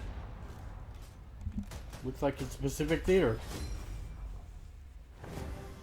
A timeless theatre of war, a new vision. Prepare to deploy to the Pacific. The team at DICE are hard at work creating an iconic World War II experience, releasing this fall with Chapter 5 of Battlefield 5. As the US and Japan enter the fight, you'll clash across several battlefields, including a modern take on an absolute Hector classic, Cumbo says Pacific Theater. Yes. Since Battlefield began, the Pacific Theater has been part of its DNA. Now, we're crafting the ultimate reimagining of the conflict. By capturing real-life environments and using the power of Frostbite, we're bringing you the Pacific realized with today's capabilities and technology. Take part in the US invasions as their unstoppable forces charge inland towards unwavering Japanese defenses. Use new amphibious units to pummel the war-ridden shores, and an expanded Demogorgon arsenal to says, bring "Is your this squad Final to Fantasy victory." music?" Does sound We like have it. a lot more to share about the Pacific and how it will evolve Battlefield 5 later in the year. Stay tuned.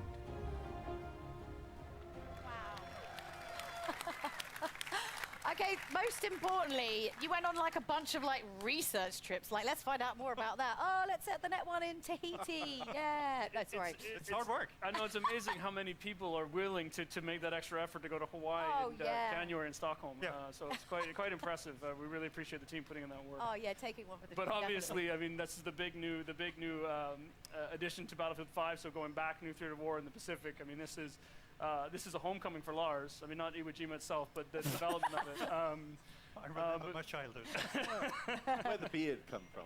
Yeah, 1,000 yards. Yeah. No, but jokes aside, it's having been with Battlefield all through the journey. It's really where it all started. Battlefield 1942, you know, the Pacific Theater, and already when we started to talk about this game, the journey through the Second World War, everyone came up and kind of, when do we go to the Pacific?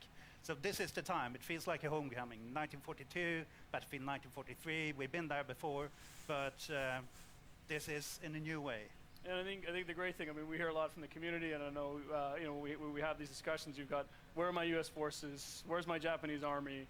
And, you know, getting to sit here in L.A. today and tell everybody that it's coming, Chapter 5, you're going to get those things. You're going to see some familiar places like Iwo Jima. We've got 2 other maps coming with that, so 3 maps coming with the initial package of the Pacific in Chapter 5.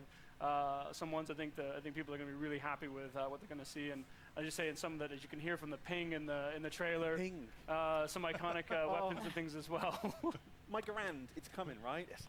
We're living for the ping, so I mean, we wouldn't go to Iwo Jima without kind of the weaponry and the hardware. So bringing tons of iconic weapons, gadgets, and also, after all, it's Battlefield. So of course there will be a new set of vehicles, and we want to take that extra step and kind of start giving you the boats, fulfilling that sandbox of land, air, and sea. And the team has focused hard on capturing kind of that invasion experience. I mean, it was very much about Tony Wong throwing shade in the chat. I love EA. EA is so cool. Amphibious warfare. So there's tons of new stuff and new gameplay to look forward to. And beautiful locations that you ultimately destroy beyond recognition. Well, Lars and Ryan, thank you both very much for joining us. So if you've lost track of all of these brand new Battlefield announcements, I don't blame you, because honestly there was quite a lot. So do you want to give us a little bit of a recap there, Freeman? I'll leave that on your capable shoulders. Okay, I'm back at the balcony if I... Yeah, go on, get up there. Right, okay. Okay, we've got a load more multiplayer maps then coming in 2019. That starts with Al Sundan on June 27th, followed by Marita in July. We're bringing a brand new theatre of war to Battlefield 5, the Pacific. That's releasing this fall. Again, you know, they could have done this in 10 minutes max rank from 50 to without 500 all of the Also, one final announcement. interviewing. Starting today, you can play Battlefield 5 in the EA and Origin Access Vault, and through EA Access on PlayStation 4 when it launches next month. Is that everything? Yeah, I think that pretty much covers it. I guess you can probably stay down here with on the adults table, or whatever. Cheers, everyone. Thanks. That's the Battlefield Show. Yeah, I'm Julia Hardy. And I'm Freeman. And if you're in the Los Angeles area, be sure to come and visit us in person at EA Play. Goodbye.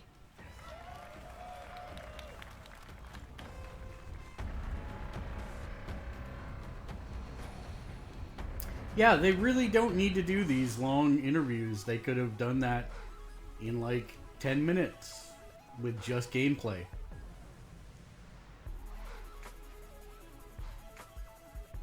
Pretty much all of these.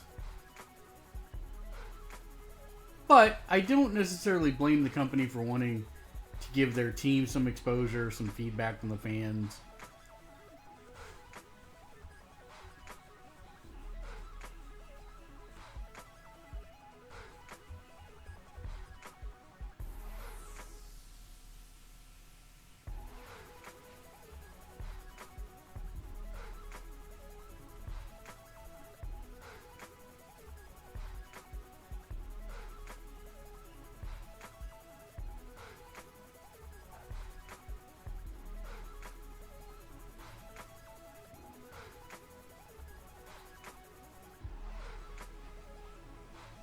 Mr. Toon says, FIFA time!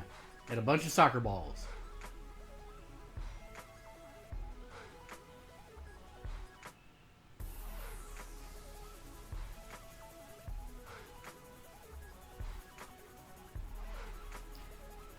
Pew Pew Boom says, surprising that there were no extra stuff at the end. And a new theater of war. I guess that's also if they're going on vacation with everybody. That's what I call a Battlefield show, everybody. For those of you just tuning in, I'm Greg Miller. Apparently people don't like me on Twitter, and I'm coming to you live from EA Play, where fans are getting hands-on with some amazing new content. If you're in LA and you're not at EA Play, what are you doing? E3 starts tomorrow. You have nothing to... Uh-oh. Uh-oh.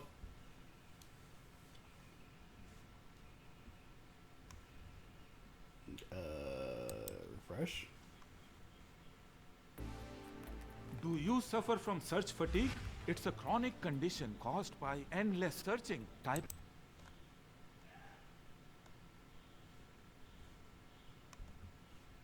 to you. Give me the Battlefront journey from last year. You guys have learned a lot. Sure, yeah, so we'll be going into the delivered the new Planet Clone Wars. We delivered a bunch of new prequel heroes and villains that players really enjoyed, and then finally we wrapped it up with delivering a new way to play PvP with Capital Supremacy. It's a mode where you capture command posts and take out capital ships, and our community is really happy. It's growing every month. Yeah, that's what you were telling me yesterday during rehearsals, right? Is the fact that the community is getting bigger, right? They're responding to the changes and you're listening to them. Yeah. No, this is the perfect time to join. It's, you know, like our subreddit is full of love, and it's just a joy to be working for them. So you've already announced some new stuff this week. What is it? Yeah, so yesterday we announced to the core community that we'll be delivering for this month. Capital Supremacy is coming to the planet of Naboo, the city of Theed, so urban combat is finally getting to be experienced in that mode, and we're also introducing 2 new reinforcements, the Separatist Droideka, which we've been teasing for a long while, so happy to finally have that one coming. And to combat that, for the Republic, we're introducing a new vehicle, the TX-130 tank, to finally bring the fight to the Separatist Alliance. Bring balance, right? Bring balance, for sure. You also announced some new skins. What are those? Yeah, so new appearances are coming. A couple of new clone battalions, and headlined by the General Skywalker appearance for Anakin, the famous outfit that he wore during the early days of the Clone Wars in the TV show. And that's my thing, Dennis. You talk about last EA Play starting to bring in more Clone Wars stuff. Right now, you're a year later, more Clone Wars. Why do you think people have such an attachment to Clone Wars? Part of it is nostalgia, like we all grew up watching it, but I think it's also because how the TV show really is enhanced and continue to explore more lore and let the personalities of the prequel heroes and characters really shine. Okay. What to you is the future of Star Wars Battlefront 2? So we also announced that the next planet that we're going to, it's another Clone Wars planet. It's the alien planet of Felucia, and so we're bringing that to life in the Frostbite engine. It's going to look pretty fantastic. This is as much time as they need. Yeah, that planet will be supportive of Capital Supremacy and new ways to play the game, in particular if you want the epic Star Wars battles of Battlefront, but more tailored towards the PvE experience. So, and then again, this nostalgia, it's nice. Clone Wars, great, we grew up on it. What about the new hotness? Are you bringing any of the new trilogy stuff? Are we going anywhere new? What's happening? Tell me, just spoil it right here, EA Play 2019. So we consider Battlefront to be the greatest hits of Star Wars, where you get to play the most iconic heroes and villains and characters from all the Star Wars films. And we'll be back in August to talk more about the rest of the year. No, this is EA Play right now. If he doesn't want to talk about right now, I can punch in Zoom or something, all right? Thank you, Dennis. Thank you. Now it's time to talk about competition of a different kind, ladies and gentlemen. Are you enjoying EA Play, everyone here? Well, it wouldn't be EA Play if we didn't get into a few different things. Alex, Golden Boy Mendez, is going to be hitting the football pitch with FIFA 20, and we'll be digging into that reveal trailer that dropped this morning with some very special guests that will tell you more about the newest way to play FIFA, Volta Football. So, you know, overall, I don't think it's a bad idea to do this, but I don't think it needs to be 3 hours. I think they could easily, you know, they had that guy on talking about what's coming up. I think that's a good way to do it. 7 minutes max. Show content for the other 7 minutes. 15 minutes apiece, boom, boom, boom, boom, boom, go down the line. You keep it short, tight, to the point. This is just the general criticism we have every year with EA. Is it's just too long.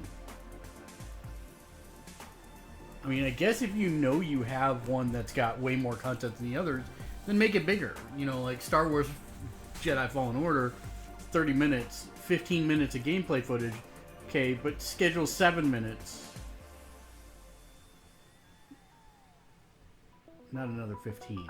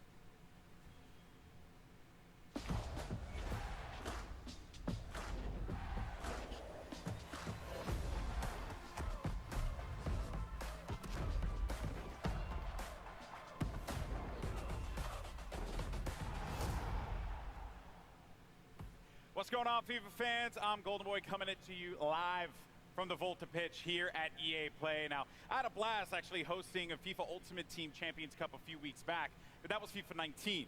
And today we're here to talk about FIFA 20. Now, if you caught the brand new trailer that dropped this morning, you already know that Volta Football is a new way to play, returning football to the street.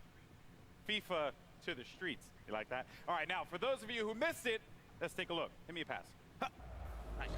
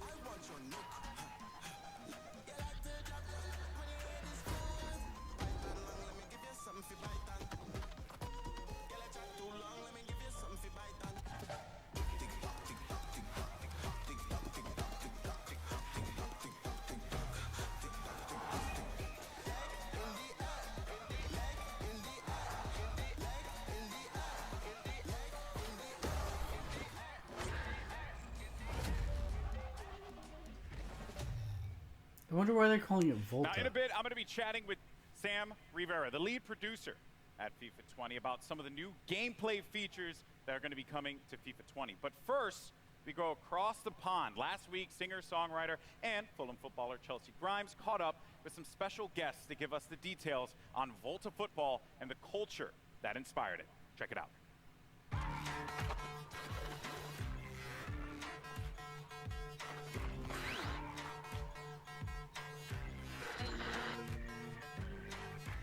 I'm in London with Volta producer Jeff Antwi and Manchester United and England legend Rio Ferdinand to talk about a subject close to my heart, street football.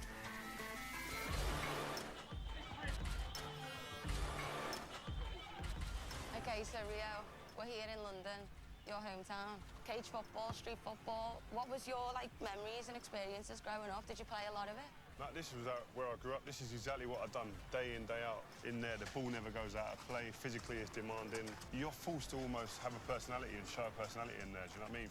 There's definitely no hiding in there, is no, there? you can't hide in there. So I used to play in the street with all the boys, and it was kind of the same. You know, we'd learn how to bounce it off the curb and use the walls on people's houses as another player. What was it for you that made you want to bring it even into the game? For us, it's a return to street football for the FIFA franchise, and we're really excited about being able to, be in places like this, where it's rooted in the real people, the real places. Authenticity, creativity, culture are all things that we wanted to bring to Volta. Look at that guy's footwork. Yeah, the footwork, it's amazing. That's what you can do in Volta, though. So that's part of the detail in the gameplay. So you can do all these mad tricks like this? Well, just being able to be really skillful with the ball at your feet. Whether it's a classic futsal drag or being able to play it off the wall yourself to beat your opponent or flick it up over your head to create space for on goal. Can you use all the players from the professional teams? Absolutely. So obviously with it being FIFA, we want to make sure that authenticity is at the forefront. And so you can play with or against the real players, all the licensed players that we have, all the licensed clubs. You can imagine playing Chelsea versus Spurs in this London cage. Man United versus Liverpool. Man United versus Liverpool. It's an interesting concept. It's physical and technical, it's mad. I've played on loads of different places. Where is there to play on the game? So obviously with Volta, it's the world's game, and there's so many locations that you can play with, from a rooftop in Tokyo to a London cage like this, or even an underpass in Amsterdam. So, we want to make sure that what we're building is, real to the space, real to the people. Where's the craziest place you play football? I was actually in a camp in LA, and I played a bit of soccer there, which I've never played it there before. The pitches are a lot nicer than when I grew up playing in Liverpool. What about you, Rio? Maybe in a favela in Brazil. I went to the World Cup in Brazil. My first one I did as a pundit. I managed to go into the favelas and have a little look. It was crazy, man. And amongst that was just like a pitch in the middle of it, in a cage. A bit like here, but it's just different setting. Right. What type of football were you playing? We played whoever was there. So you just play with the numbers you've got. If there was 3v3, fine. If it was 5-a-sides, not a problem. Yeah. So what's great is that's Volta. Being able to play 3v3, 4v4, 5v5, playing with goalkeepers, playing without goalkeepers, you know, playing in a cage like this, or playing futsal, you know, with more authentic rules. I think Volta does a really good job of representing the diversity of the game, not only the people, but also in the game style. You can treat the wall like your teammate, passing to yourself, or you can be really skillful with the ball, like, you know, like these guys are being.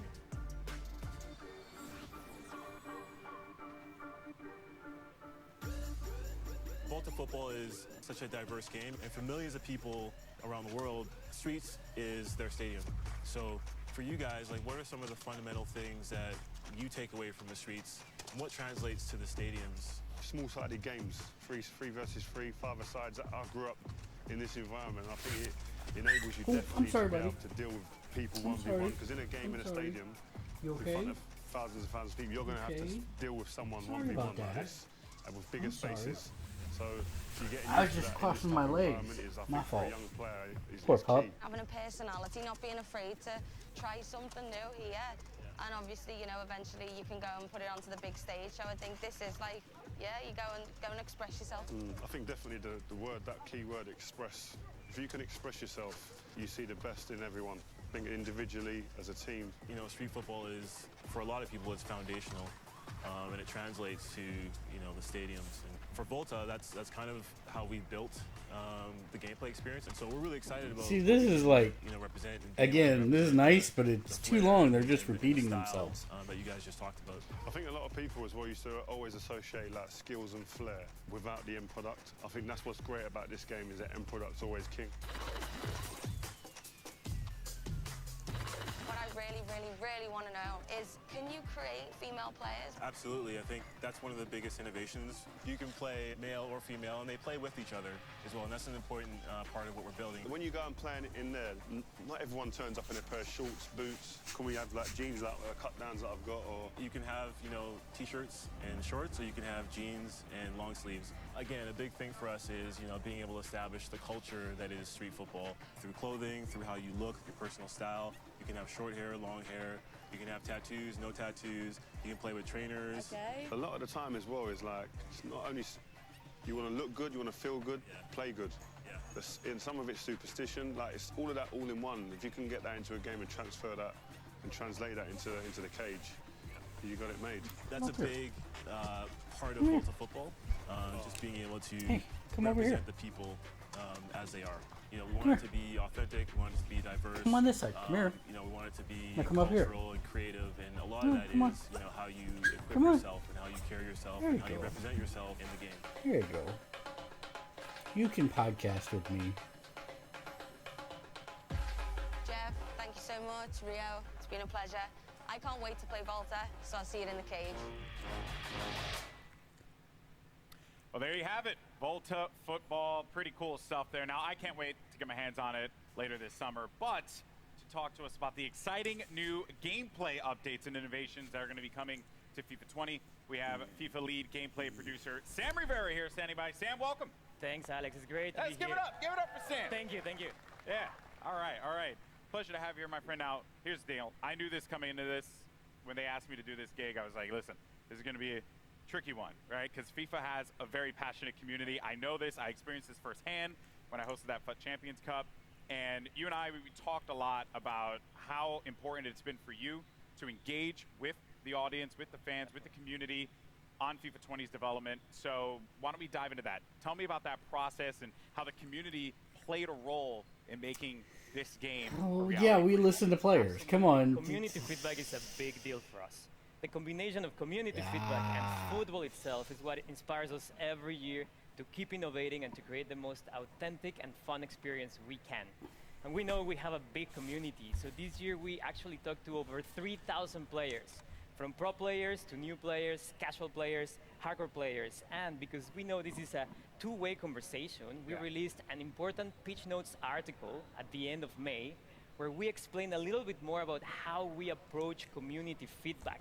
So we listen to things like shooting inconsistencies or AI defending, and this feedback, together with our drive to create a more authentic football experience, led us to develop a new feature set that comes together as football intelligence. Okay, all right, so catchphrases are all well and good, right? But let's dive into this, right? Because I want to be able to dive deeper into what all this means for the player. What does football intelligence mean for the folks that are going to be playing in a few months? Sure, football intelligence is a combination of features that improve the three main components of the match: on the ball, off the ball, and the ball itself. And this year we're innovating in those three areas.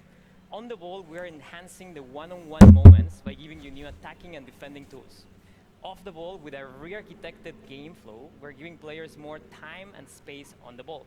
And for the ball itself, we have a brand new ball physics system that elevates the authenticity on every touch. Okay, so you mentioned off the ball first.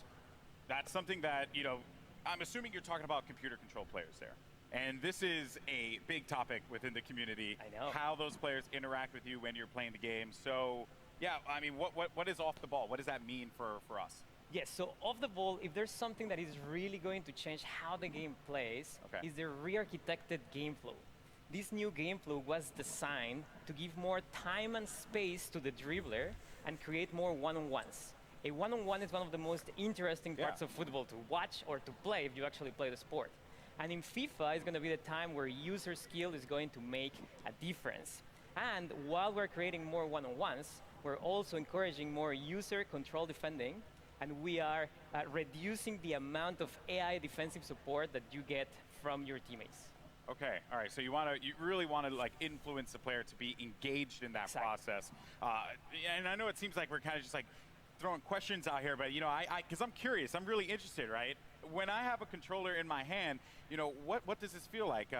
You know, what extra space is being created with this more player-controlled approach? Yes, first of all, the re-architected game flow allows us to encourage smart technical build-up based on skill.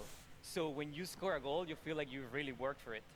And because you mentioned space, yes, spacing is actually one of the biggest benefits of this system.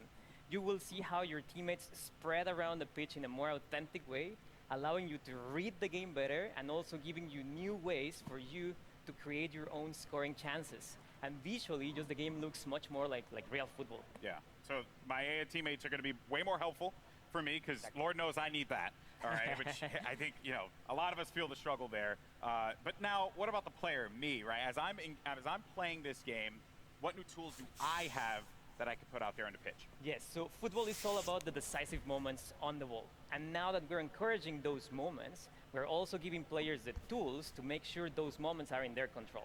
Okay. So there's 4 features that I want to talk about: composed finishing, strafe dribbling, control tackling, and the new penalty kicks and free kicks. All right, so 4 big topics. Yeah. Let's just dive into this. Composed finishing, what do you mean by that? Sure. We received feedback from the community regarding the difficulty to finish in front of goal. Okay. So in FIFA 20, with the new composed finishing, you're going to experience more clinical and consistent shooting when you're in a one-on-one with the keeper, for example. And if you try a more difficult shot, let's say a volley from outside of the box, then you're going to have more chances to miss. So overall, we are improving the fundamentals of shooting to provide a more authentic experience. And we also listen to feedback about time finishing, and we are very confident that the changes that I just mentioned to the fundamentals of shooting, in addition to some tweaks that we're doing to the actual time finishing mechanic, are going to give you a more satisfying shooting experience, whether you time your shot or not. We are actually just releasing another pitch notes article about this topic. If you want to know more information, you can check it online. Okay, so a whole topic just on this alone, which is very dedicated there. Now, you also mentioned another attacking tool, which was strafe dribbling. Yeah. So how is this now going to play a role in how I play out there? Good question. So we are reinventing the strafe dribbling mechanic. Okay. This tool adds more dimension in attack, giving you more control, more precise and agile control of the ball when dribbling. And I would say this tool is great to lure your opponent in, and then when he's getting closer, use your player's agility, speed, and skill to beat that defender. So if it wasn't any indication, though, you know, I'm going to be on defense quite a bit. So we'll see. Because of that, as a defender now, we're continuing to just run through these tools, these new gameplay additions that are coming to it. What about on the defensive front? Yes, to counter the attacking tools, we also need to bring some innovation into defending. The new control tackling system, which uses the sophistication from the active touch system from last year, is going to improve your player's tackling ability to ensure you win possession back more often than ever when you tackle in the right context. Okay, and then the most intense, nerve-wracking moment in any game of FIFA, me and my boy Rob, we went, this is an everyday thing for us. Penalty kicks. Yes. What changes are you making to penalty kicks? We have brand new penalty kicks and free kick systems. Okay. So first of all, the aiming mechanics are completely different and more accessible. But obviously, we're keeping some elements of skill in there to make sure there's enough depth in the mechanics for those that want to be masters on those systems. And for example, in free kicks, you're going to have full control of the spin that you apply to the ball, and that's going to create your trajectory. So you can do side spin, top spin, no spin, or a combination of them, and that's going to be based on how you swing your right stick. And then you will see the trajectory, so you can go around the wall, you can go over the wall, you can do a knuckle shot, for example. Ultimately, these systems are more, they're more fun, you have more control, so that you feel like it's more rewarding. And you swing your right stick, and then you see the trajectory being created, and that's the cool part. So, you know, for like us FPS gamers out there, maybe that's something that I can actually be good at, you know, like exactly hit with the right stick. That's awesome. All right, so on the ball, talked off the ball, but the ball. That is the most essential part of the beautiful game. So what's new with the ball? We have a brand new ball physics system, and the ball is at the center of every match. And the innovation that we're bringing to the ball this year just gives you more authentic experience. Do you like FIFA? Do you like the football? We rewrote how the ball Do you like the behaves football? on every player contact, on every bounce, on every interaction, and how spin affects the trajectory of a shot, pass, or cross. So what you will see is more realistic player Do you like deflections, FIFA? more realistic bounces. Do you like and FIFA? If you do a shot, No. let's say a finesse shot, you will Are see you gonna maybe more leave curve, because you don't more like the lace FIFAs? shot. You don't like the will see, footballs? a dipping trajectory, a rising trajectory. There's more variety in general. So the entire FIFA experience feels fresh because of this new ball physics system. Trying to get that ball to bounce in fun ways is going to create some interesting moments, especially for a lot of our top players out there. Now, I know that a lot of fans, I'm sure, are going to be very excited to try out these new features. And since you have the eyes and ears of a ton of FIFA fans right now, floor is yours. Anything else you want to say to this community? Yes, so the features that I just talked about are very important, but there are many other changes that we're doing in FIFA 20, and a lot of them are based on community feedback. One of them is pace. We know that sometimes slower defenders can catch up with faster dribblers, so we're tweaking pace in FIFA 20. It doesn't mean that the entire game is going to be based on player speed. What's but wrong? it just means that player physical wrong? attributes are going to be slightly more Are you not feeling We're good? doing something very similar for strength. What's going and on? finally, for those players that have mastered the I almost skill moves, never hear we're you obviously yell. tuning some of them. Let's say La Croqueta. We're adding new ones. Or if you would like to chain multiple skill moves in a row, then you will get a more realistic outcome. We're working on those. So you're telling me that Tex can't like bust out like 3 elasticals at the same time? We'll see, but I you will don't know see what new happened behaviors. there. Tex will still find a way. Tex will still find a way. Well, thank you so much, man. I really appreciate it. Now, when can players get their hands on FIFA 20? Do you want to stay? So it's going to be September 27th. What And happened? there's Are some you not good news. feeling If you good? have EA Access, you're subscribed to EA Access, you can get going hands-on on September 19th. Wow. Okay. And then, of course, you know, EA Access sorry, buddy. coming to PS4. Exactly. That's good news. So PS4 fans will also be able to play FIFA September 19th. All right. Look at that there. And, of course, all those details can be found online, so don't forget about that. It is a hot day out here. We've been talking FIFA. I've been having a blast. And Sam, thank you so much, man. Guys, give it up for Sam Rivera once again. Thank you. Thank you. Awesome stuff. Now, don't forget, if you're in LA, come down to EA Play, try out FIFA 20 for yourself, or come watch some great street football competition at our custom Volta pitch. Wow, Keep that an was eye out almost because the their FIFA team has a entire lot more to come between now and September. press conference. They'll be posting deep dives on the Pitch Notes platform. You get more info on gameplay, career mode, pro clubs, Volta, and because we all know you want to talk about it, FIFA Ultimate Team. So keep an eye out for those. I'm Golden Boy. Thank you so much for watching. See you later.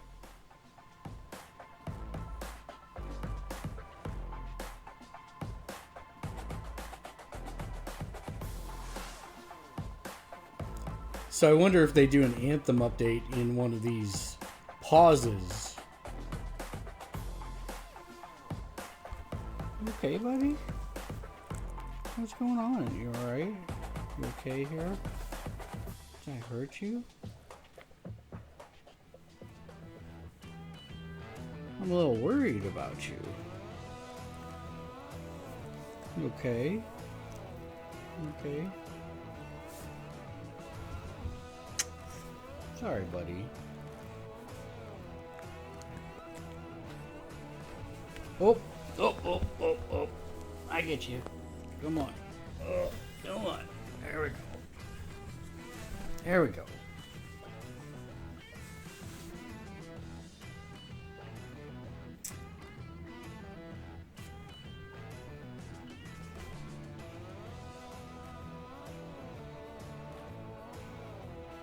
So far, we've seen Star Wars Jedi Fallen Order, probably the best thing we've seen in the conference so far.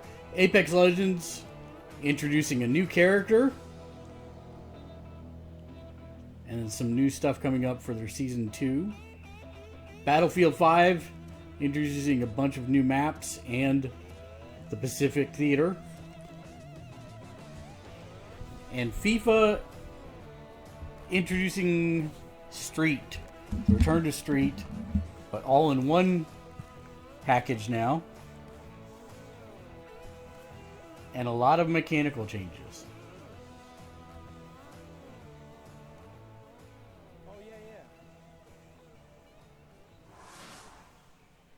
You just saw all the news on FIFA 20, and in a moment, Golden Boy will be talking with Daily Show host and superfan Trevor Noah about the exciting things we just saw. Do you think it's weird that Golden Boy gets to talk to Trevor Noah and not me? How are you? Hey, well, you know what? Get out of here. Go away. Jeez. But first, we've got a very special message about EA's Play to Give campaign, so let's check it out. Hey everyone, if you're watching this video, chances are you've likely seen or even personally experienced harassment when playing online games. In fact, 57% of players say they've been bullied or threatened online. We need to change that. Absolutely. Games are for everyone, and the good news is we can all do something about it. EA is donating $1 million to 3 amazing nonprofits who are all about bullying prevention and inclusion in games. Ditch the label, Pacer, and the United Nations He for She. You can also help. Go to the link below, ea.com/playtogive to learn more about these charities. On their websites, they have advice on what you can do if you're being bullied or how you can help others who are. You can also donate. Any amount you can contribute really makes a difference to these nonprofits. With the help of Play to Give donations last year, these charities achieved some pretty cool things. He for She was able to expand its message of gender inclusivity in gaming to people around the world. Ditch the Label was able to help an additional 10,000 kids who are suffering from abuse. And Pacer reached 1.4 million people with information on how to combat bullying.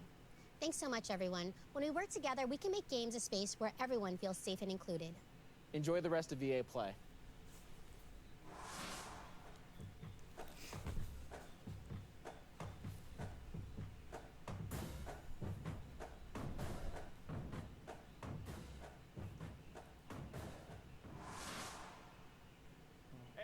Everybody, Golden Boy here at EA Play once again, and just so you know, it's always good to give back to a great cause. You can find out more info about Play to Give online. Now, everybody, welcome to the EA Play stage, the host of The Daily Show, FIFA superfan, Trevor Noah.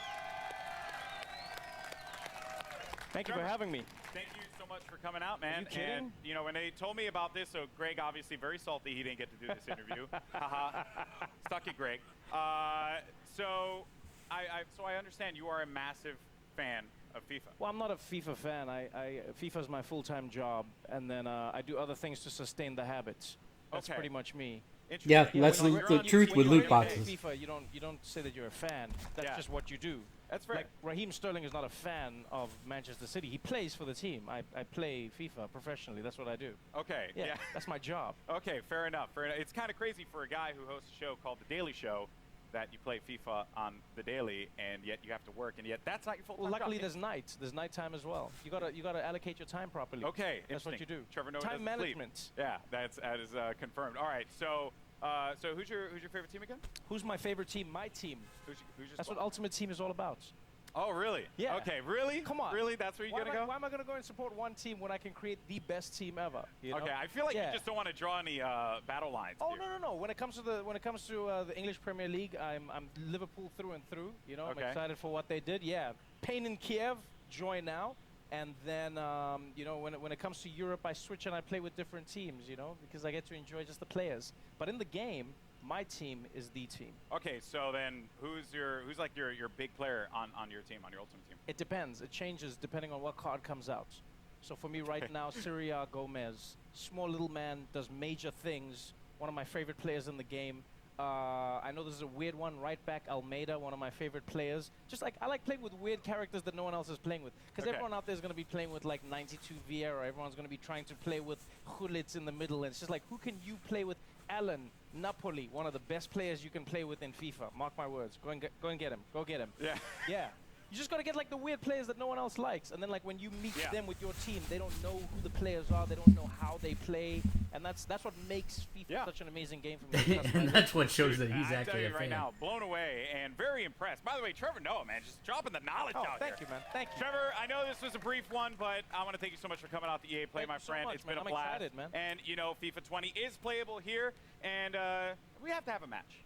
I think you and we have to have a match. Well, we won't have a match. I will school you. Okay. There won't be a match. Okay. Yeah. We can play together, and then I will teach you FIFA. I kind of set myself up for that one. All right, well, Greg, back to you, buddy.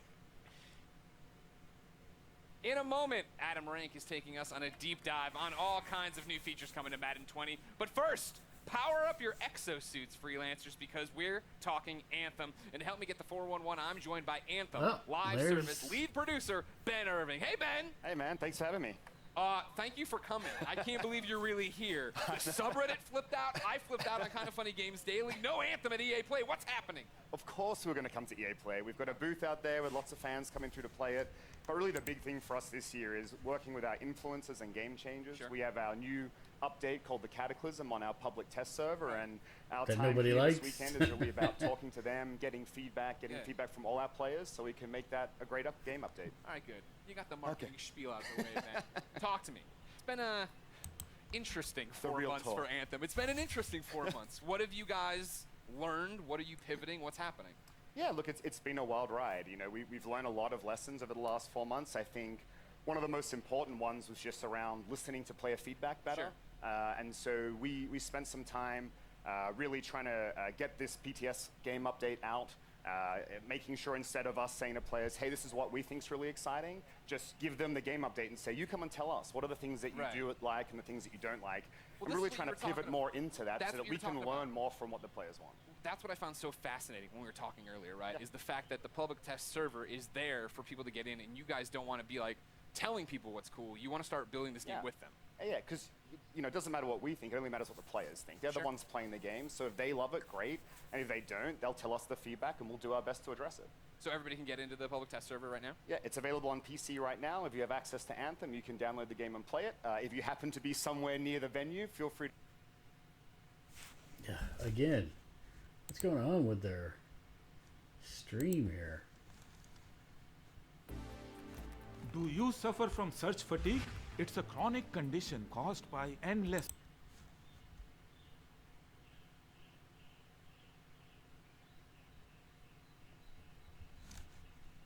No?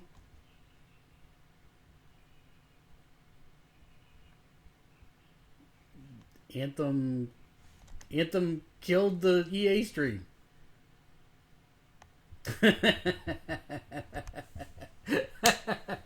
Chat saying Anthem's so broken, it broke the stream. Oh, you're killing me. You're killing me, chat. Everyone get excited because up next we There we have go. Adam Rank bringing you an exclusive first look at Madden gameplay with deep dives into the new X Factor abilities, face of the franchise, and more. So keep it here at EA Play.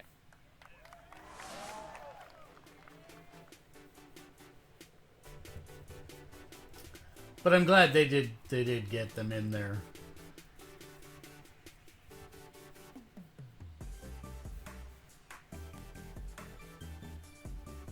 But short form of that was just to say that no, there's nothing new other than PTS. Squid says, looks like Anthem bricked the stream like Anthem brick PS4s. Oh, didn't really brick PS4s, but that's okay. It was a funny attempt at a joke.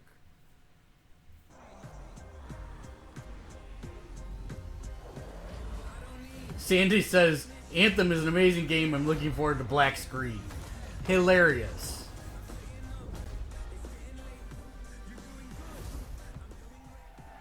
Oh, here comes the Madden. What is up, Madden fans? I am your host, Adam Rank. Nobody. One person applause break. I wanted a bigger pop than Trevor Noah, but that's okay. I'm still stoked to be here live from EA Play here in Los Angeles. Now, back at the NFL Draft, we revealed a ton of new features coming to Madden 20. Since then, we've been asking what you, the fans, want to see. Well, guess what? We've heard those results, and they were overwhelmingly clear. You guys want rank in the game. I'm in the game.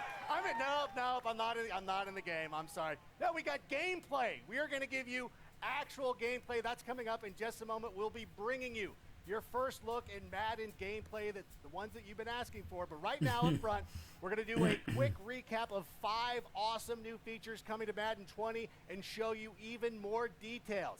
Let's open things up with Face of the Franchise, the brand new career campaign that allows you to create a, you can pop for that, yeah, that's cool. It's a cool feature. You will be able to create a superstar quarterback, select one of 10 D1 schools, and compete in the college football playoffs. And speaking of superstar quarterbacks, we sat down with NFL MVP and Madden 20 cover athlete Patrick Mahomes to hear more about his superstar journey. I've always loved competing. And to me, there's no added pressure. There's no added expectations. That's stuff that I've put on myself since I was a little kid. I feel like I'm just that same guy that's been putting in the time and the work my whole entire life. Now it's about pushing myself every single day to get better. It's about passion. I'm going out there having fun. You have to make sure that you're just evolving and never being satisfied with where you're at coming to the league. It seems like every single year there's some different guy that's just faster and stronger and bigger. And so you have to find different ways to get better, and those are the guys that find ways to win in the end. Every single year from college to coming to the league, and as my career goes on, I just keep getting better and better at the approach from each play and recognize what you have to do to have success. The first time I ever ran out the tunnel in front of that crowd, it was a surreal feeling, and I'll never forget it. My expectation was to win the Super Bowl, and I fell just short of that. You use that stuff as motivation. This is just the beginning. Oh, wow, Patrick Mahomes. Give it up. He's amazing. He's an amazing quarterback. He's Sean Benson says, great gameplay footage. Face of the franchise. And joining me right now is Madden Community Manager Israel Cruz, a.k.a. Agent K, to give us a little bit more information on Face of the Franchise, as well as some of the other exciting features that are coming to the game. What are you doing? Hey, Adam, it's great to be, you look a little crispy up top. A little bit. And, me too, so I brought you one as a bald American, as well. I appreciate kind of you doing that way, me. but, yeah, for this part. I wear a 7 3/4, although there's a guy in a Khalil Mack jersey. Take off the Chiefs cap, put this on.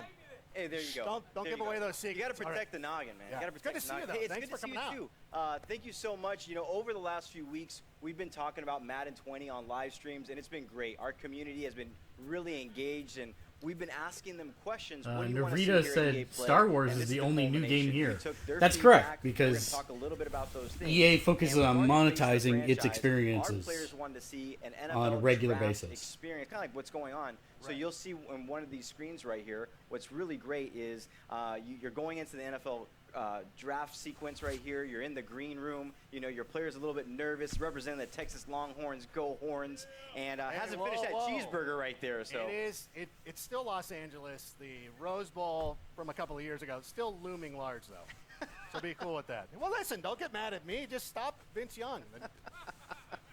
All right, so here's the thing. So this is all awesome. Wow. I love the detail there. Once you get drafted, you're now in franchise mode and all that stuff. And I hear the Pro Bowl is coming back too. What else should Madden fans know? Yeah, so it's really cool. The Pro Bowl is back in Madden 20. When you're going to go ahead and install the game, you're going to be able to play the Pro Bowl, get your hands on those superstar X Factors, play with them a little bit. But our franchise players are wanting to see more about the scenario engine, and we're going to show a little bit about that. Now, the scenario engine, what it does, it brings dynamic quests, kind of dynamic challenges into the game that help you improve your player and their ratings week to week. So that's pretty awesome. But you said it earlier, people want to see more about gameplay, so we're going to go ahead and talk about gameplay. Is there a blog where they can check all that stuff out too? Yes, there is. We've written quite a few blogs. We have Gridiron Notes, which you can go ahead and search the web. You'll find those. But we also have a franchise deep dive blog that details everything out coming to franchise in Madden 20. Okay, for all the play callers and armchair coaches, what else can they look forward to? You know, like real estate, it's like location, location, location. People want playbooks, playbooks, playbooks. Of course. Now, this year in Madden 20, we're having RPOs coming into the game, which are run-pass options, which is great. But not just that, but our players have been asking for new formations. So right here, we have out of the Raiders playbook, a unique formation, which is actually called double, single back double off close. And what's great about this is a PA sweep play we've got going on right here, which is absolutely great. Our players are excited about that, but what I'm excited about is that throughout the course of the season, we're going to go ahead and evolve those playbooks, and as things happen in the NFL, Nani we're going to bring asks, that stuff to the NFL. are these interviews scripted? The questions are... And I know that we've got a lot of... Oh, I'm sorry, I don't two think Raider the answers fans. are. Wear a jersey next time. I can't identify you without it. It's okay. Listen, I'm talking to Israel, though. Here's the thing. Now, we've got a lot of Madden Ultimate Team fans in the house. Am I right? Yeah, right? Awesome. They want to know more about the content that you're going to be bringing to the table. Tell us a little bit more about those Ultimate missions. Yeah, so Ultimate missions are great. A lot of times our Madden Ultimate Tippy Team says players, battle, they log into the Madden game, Battle they're Royale always trying mode. to find the most up-to-date content. So one of the things this year that we're trying to do is provide them kind of a guide, an information hub, so then when they log in, they're not spending all that time looking in different areas. They can get the player items that they want for their team to make the best squad possible. Hey, I heard that. So one of the things that's absolutely great, let's say Khalil Mack has an amazing game on Sunday. You know, you log into Madden, you log into Madden Ultimate Team, you want to be able to find it. So basically, we're going to go ahead and provide you that information guide, that step-by-step process, so you can get that item on your team. Now, the Khalil Mack fan sitting here loves hearing that. The guys, the two Raider fans over here, not so much, whatever. We appreciate That's a little too what you soon. guys, I know, that talk about the Rose Bowl being too soon. Yeah, we love the Raiders. I love John Gruden, what he's done for our team. Now, the thing that I'm most excited for, though, is the Superstar X Factor abilities. These make the superstars, you know, play like superstars. And you're going to give us a little bit of a reveal on some of these abilities? Yeah, so our players have been asking us to go ahead and talk about these Superstar X Factors. The first one we're going to reveal is Alvin Kamara, which is great. He has in-zone abilities. He also has superstar abilities, and we're going to go ahead and take a look right here. What's cool about his zone ability is called Satellite. You've heard of Satellite backs, right? I know what it is. Yeah, okay. Thank you. Yeah, I mean, these guys But are... explain it for everybody else. Yeah, so at the end of the day, I mean, you know, you guys have seen the tape. Out of the backfield, Kamara's a deep threat as a wide receiver, as a receiver. It's crazy. He's absolutely amazing out of the backfield, but he also has superstar abilities. So those superstar abilities are matchup nightmare. So basically, you're going to go ahead and have better opportunities to go ahead and catch the ball against linebackers and DBs, and also better route running. I mean, he's absolute beast. And he also has running back apprentice. What running back apprentice actually does for him is that it allows him to have 4 additional hot routes anytime and pre-play adjustments. Love that. Now, listen, everybody who knows me knows I'm kind of a dumb guy. So can you explain the difference between zone abilities and superstar abilities? Yeah, so for zone abilities, we talked about satellite. So what's going to happen is in-game, you're going to go ahead and get some in-game objectives on how to go ahead and get your player in the zone. And, you know, Clint's going to talk a little bit here about how you're going to be able to knock them out of the zone. But the thing is that superstar abilities, what that's going to allow you to do is that they're always available, they're always on, and not just that, but it brings like a unique, authentic feel to that specific player. So with Kamara, one of the things that we were actually showing right there is that it's going to allow him to go ahead and do some amazing things out of the backfield. It's just another level of authenticity is what's everything. Totally. I mean, our players have been asking us for a long time. They want the players to feel like NFL superstars when they're on the field, and we want to give that to them. Okay, now to help us get even more down and dirty and some of those details on X Factor abilities, I want everybody right now, this is serious, put your hands together, because joining us here on the stage here in just a moment is one of the best wide receivers on the planet from the Pittsburgh Steelers, from the University of Southern California, a hardcore Madden fan. Ladies and gentlemen, all the way in the back, give it up for Juju Smith-Schuster.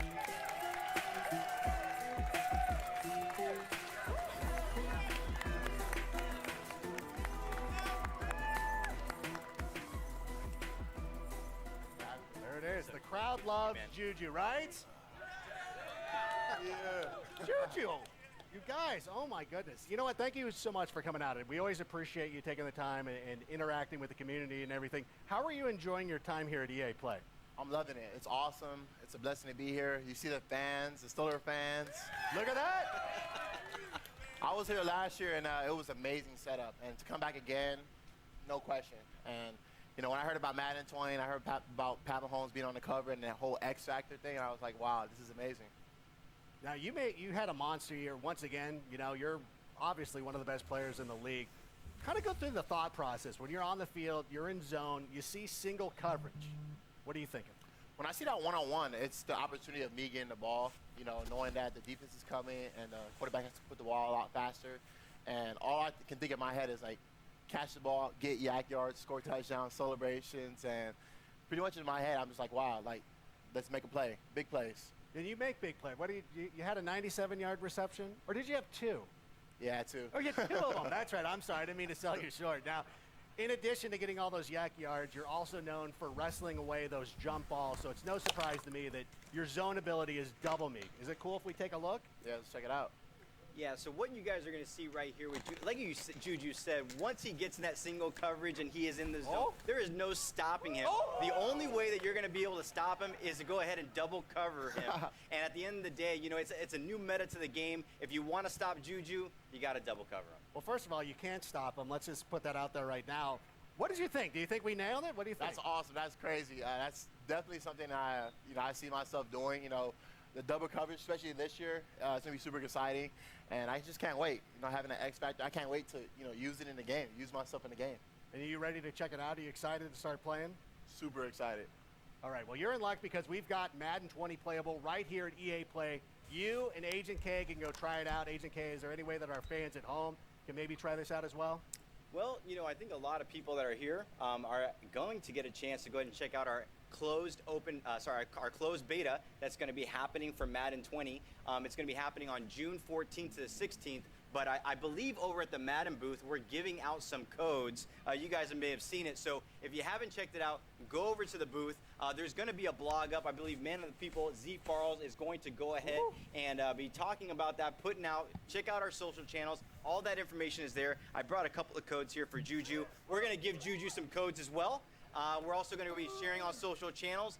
Check that out. A lot of great information. You want some, Adam? You mind? Are you sure? All right, here you go. But no, it's actually awesome. But not just that, but we're going to work with Juju. He's going to be giving out codes on his channel. So again, tune into our social channels. All the information there about the closed beta happening on June 14th to June 16th. But since you're here, you guys can grab it early, download it, and get ready for June. Ken in the chat says, I jumped on to see what EA's been bringing, and I wasn't nothing interested me.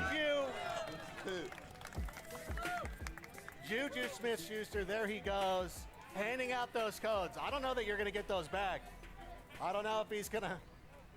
All right, well, Juju's going to go get a taste of what Madden 20 is all about. But don't go anywhere, guys, because we've got even more Madden 20 gameplay to show you right now. Because please welcome to the stage our senior gameplay designer, Clint Oldenburg. Put it together, everybody.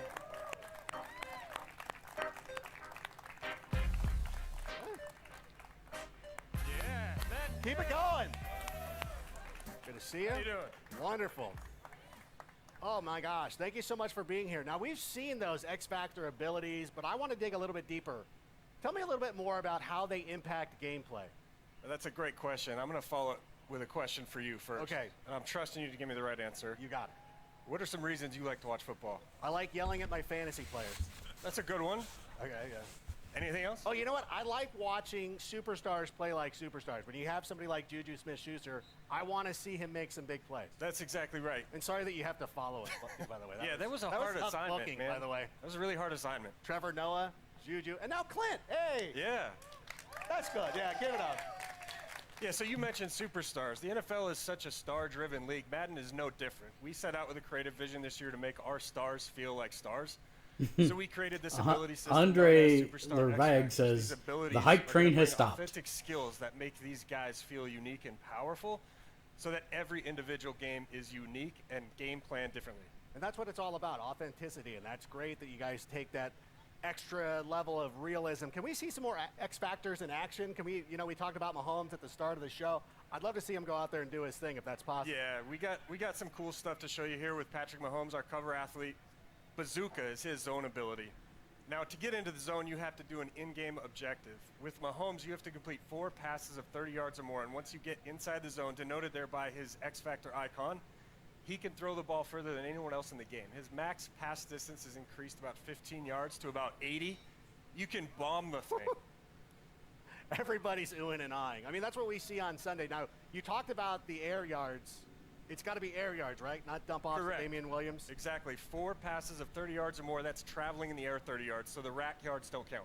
And this all makes sense because obviously Mahomes has a hell of an arm, but can all quarterbacks make throws like that, or is this just exclusive to him? Bazooka is exclusive to Patrick Mahomes. I mean, he's got the big arm. He's on record as throwing an 83-yard pass. We may be selling him a little bit short, but this is not a gimmick ability. These things are inspired by their Yeah, I was actually expecting. That's his zone ability. Does he have any others? Yes, he also has superstar I'm gonna abilities. turn this as down an just a little bit. An X Factor, one of our better X Factors. He has Yeah, I was actually expecting them to announce a need for speed or something.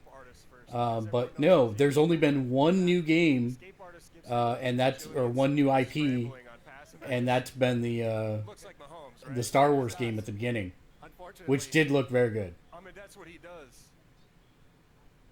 And then dashing Deadeye gives him perfect passing accuracy when throwing on the run. So it's a nice little combo there. Perfect passing accuracy is the best accuracy you can have in our game. And then here's the red zone? Yeah, red zone Deadeye. If you watched him last year, you know he was deadly in the red zone. When he's inside the 20-yard line, again, perfect passing accuracy. Lastly, no look Deadeye. I'm really excited about this one. He's going to have perfect accuracy. The only quarterback in the game at launch to have perfect accuracy on crossbody throws. Exclusive to him is the no-look signature Mahomes animation. That's his signature look. That's exactly what he does every Sunday, and everybody gets upset about it.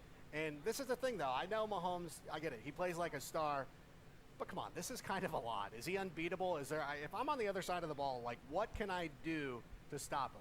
Man, you must play Madden, because that's a question our players are going to want to know. It's frustrating.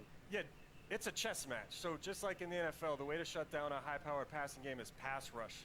The defense is going to have knockout conditions when these guys are in the zone. You're going to see here Mahomes with his X Factor icon lit up. He's in the zone.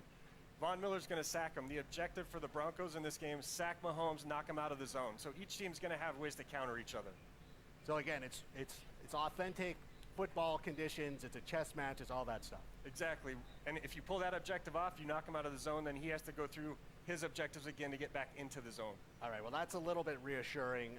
I'm glad that there's some checks and balances that go along with all that stuff. But we all know, and I know you're an offensive guy, but defense wins championships. We've seen what the offense can do. Let's talk about the defensive side of the ball. Yeah. You know who I want to see? One of the most incredible athletes in the NFL, regardless Donald? of position. Aaron Donald. What's he? Oh, yeah, how did I know? Because it's right there Yeah, give it on up the for screen. Aaron Donald. Aaron Donald is scary. So I played offensive line when I played, and I knew I couldn't block him. That's why I'm sitting in this chair. So he's reflected pretty well. He's got his own ability called Fearmonger. Okay. What makes him special is when he gets in the zone, he can actually apply pressure penalties to the quarterback, even when he's engaged in a block. Typically, those penalties only occur when you're free rush, unblocked to the quarterback. He does it while he's blocked. We're going to take a look at some of these. He also has superstar abilities. You're going to see these in the video. There was the pressure penalty applied to the quarterback. Right. In addition to that, he has pass rush elite. That's a superstar ability that gives him quicker, faster pass rush shed moves as a pass rusher. And then under pressure, makes those penalties he's applying to the throw power and throw accuracy of the quarterback more punitive. So he's quite a disruptive pass rusher. Because that's one of the things, too. It's not necessarily, especially with somebody who's playing defensive tackle, it's not somebody who's always going out there and getting sacks. It's guys who are going out there and also getting pressure up the middle, pushing offensive linemen into the face of the quarterback. Yeah, they've been doing that for this segment only, for Madden. You got to know who you're playing with. Like I said, it's a chess match out there. And then one important note here with all the passing abilities, you said Mahomes seemed really powerful. Corvus asks, are all the players the same height? A lot of those abilities. Does kind of look like it still. And that takes them off of X Factor and everything like that. Absolutely. So it's good to have those guys. One of the cool things too that I've noticed when you're watching all the play and all that stuff going on is that you've worked really hard to bring these guys' unique abilities to life and put their personalities out there. And that includes some custom animations. So what are some of the examples of these custom animations we're checking out? These are super cool. We didn't want our superstars to just feel great. We want them to look great, too. The first place is quarterback, cover athlete Patrick Mahomes. We went out and captured these guys' signature passing animations. We have coverage for about 6 to 7 of the most popular quarterbacks in the game. We're going to continue to add to these throughout the year. Aaron Rodgers, quick release. Drew Brees, you know, he's always fidgeting if you're a Saints fan. And it extends beyond quarterbacks. Everyone knows Zeke Elliott's feed me, getting the team in the zone. These animations, 4 years ago for me was the last time I played a Madden game. Connect with your superstars on the field. Well, you saw it. Like, why when we saw the thing with Ezekiel Elliott, somebody who's a Cowboys fan or just likes watching him play, that they can identify with. They start cheering and they like seeing that kind of stuff. I don't like seeing Aaron Rodgers leave his feet and throw the ball 90 yards down the field. But whatever. We don't have to get into that, Khalil Mack. That's all right. But you know what? We've talked a lot about the new features. What about player mechanics? Because as a player, what are like some of the tools in my toolbox, so to speak?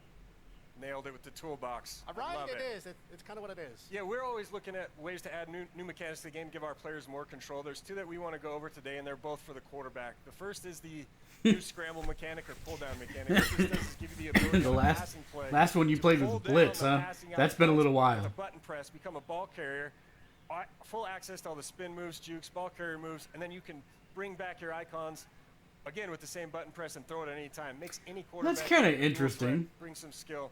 Here with That's Ben one of the Roethlisberger, problems I've always pump had fake with the mechanic. You quarterbacks. can now pump fake to a specific receiver on the field by double tapping the button. You're going to see the reticle come up to get guys to bite on it.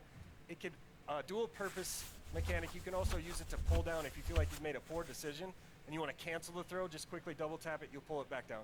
So you can, kind of pump fake it to an outside guy and then check it down to a tight end or something like that? Absolutely. You can even use it on double moves. If you want Juju to run a slant and go, pump fake it on the slant, take him deep.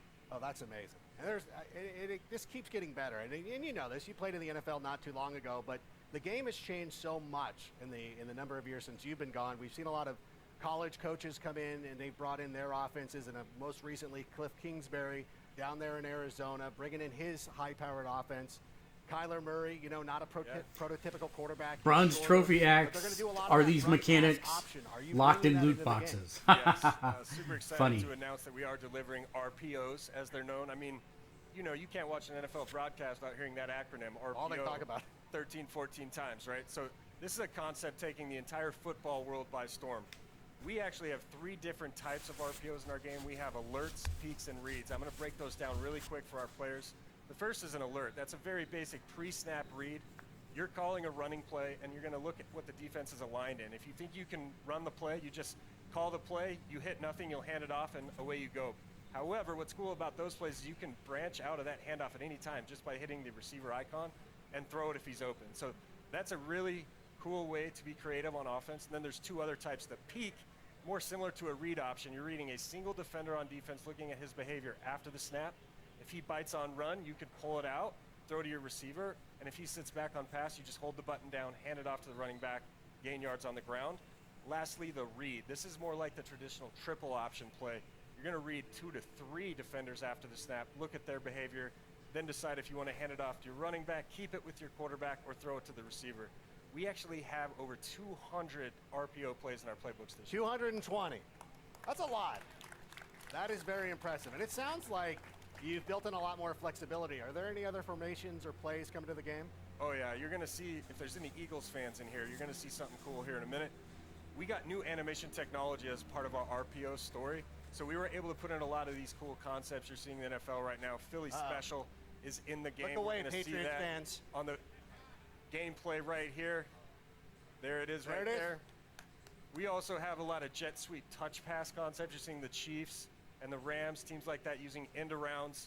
You're going to see a lot of fresh, unique content in the playbooks. And the cool thing is, we're going to be updating the playbooks all season long to make sure that we're staying up to date with the NFL. This is all amazing. Thank you so much, Clint. I cannot wait for this game. And we've dropped a lot of awesome info here about Madden 20 here at EA. Let's recap. That's what I say once again. I'm Adam Rank. If you want even more Madden 20 news, you can tune in to the Madden channel right after this. But before we finish up, though, I've got one last treat for you. Player ratings. They're one of the trickiest things to get right in Madden. Well, in addition to being a game designer, Clint uses his background as a former NFL player to help make sure that those ratings are accurate, and our friends over at ESPN have helped to put together a little video to get us the scoop on the best job in the world, the Madden Ratings Adjuster. Let's roll it. This is good.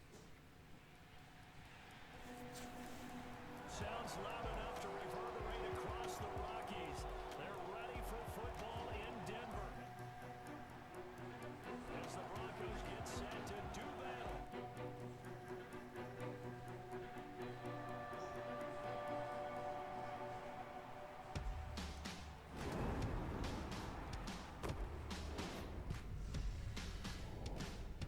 A 90 overall? Yeah, y'all come on jumping week, bro. I seen that. My Madden rating is horrible. It is trash. We're trying to make our game match what these players are doing in real life. I would like Saquon Barkley's jump to be accurately rated. He should be like 93, 94. And if they think that we have it wrong, they're going to let us know about it. We hope I can get to the 90s range next year. My catch rating got to go up a little bit. I can't be dropping picks on Madden. I need my speed up. Just turn the notch up a little bit for you, boy. Mine sucks. Who does my Madden ratings? Hey, Clint, raise your hand, Clint. Yeah, I'm coming to you. I'm Clint Oldenburg, and I'm a Madden Ratings Performance Adjuster.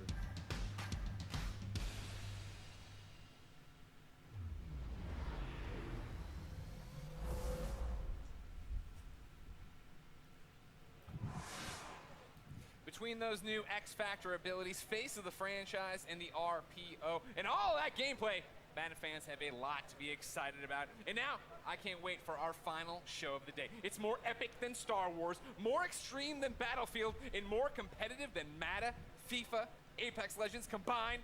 That's right, I'm talking about The Sims. But before we talk Simlish, the Apex Legends Watson reveal earlier has inspired me to come up with some legend ideas of my own. So I'm now joined by Apex Legend game designer Griffin Dean has agreed to hear my feedback.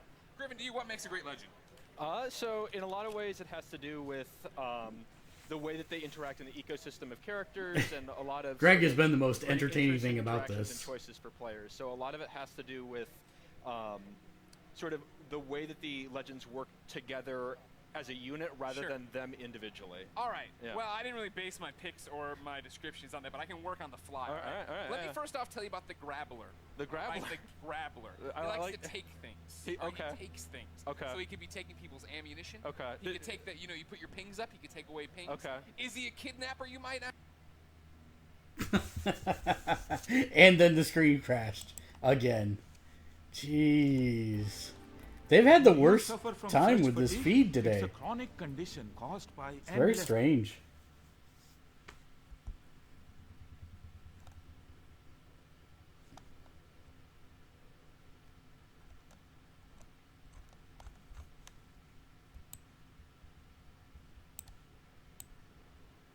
I thought you called yourself a video game developer. All right.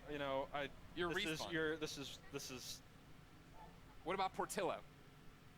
He's my wiener dog.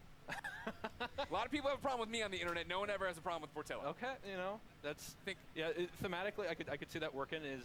And then, what about Dwayne The Rock Johnson, huh? I mean, we don't. No explanation needed. Yeah, no, that's you just. I feel like there'd be a lot of wrestling involved. Well, I mean, he's very versatile. That's true. Now. That's true. I don't think you understand The Rock anymore. Go over there. Okay. Get to work on these ideas. All right. Vince said I had just a blank check. All right. All right. Go do your thing. I'll Will tell do. you. Hey, if it isn't Golden Boy himself, how you doing? You killing it? I haven't gotten to see you today. I know a little bit about Dwayne The Rock Johnson. Yeah, I know. Titan Games, NBC, whatever. Just You're saying. big time now. You're a big deal. Just throwing it out there. All those ideas, by the way, were freaking awful. Just want to throw it out there. I thought it was Portillo. Except for Portillo. Portillo's a winner. Portillo's the only thing that gets me over. Yeah. Everything else is you're getting buried, but Portillo always over. Alex, what was it like talking to Trevor Noah? Hey, Trevor Noah is awesome. Did not expect him to be as hardcore of a FIFA fan as he was. I said on Twitter, he schooled me straight up. I respect that. You know. I like going toe to toe with a fellow wordsmith on the stage. All right, fine. Ladies and gentlemen, what did you think of Trevor Noah? Let us know in the chat. I'm sure someone's looking at it. But right now, we are not done yet. Everybody get excited because we're finishing Here it comes. Play Strong with an in-depth look at what's new for The Sims 4, including the world-exclusive reveal of a brand new pack. Stay tuned.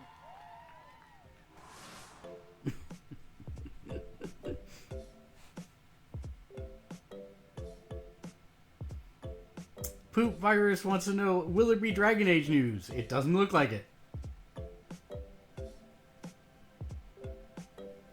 A lot of people in the chat actually excited about The Sims 4.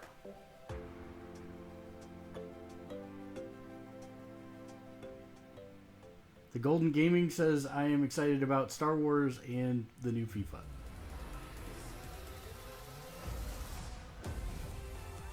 Jacob Custer says, alright boys, it's on. Sims time.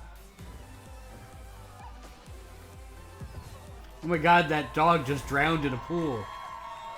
Oh, you guys are great.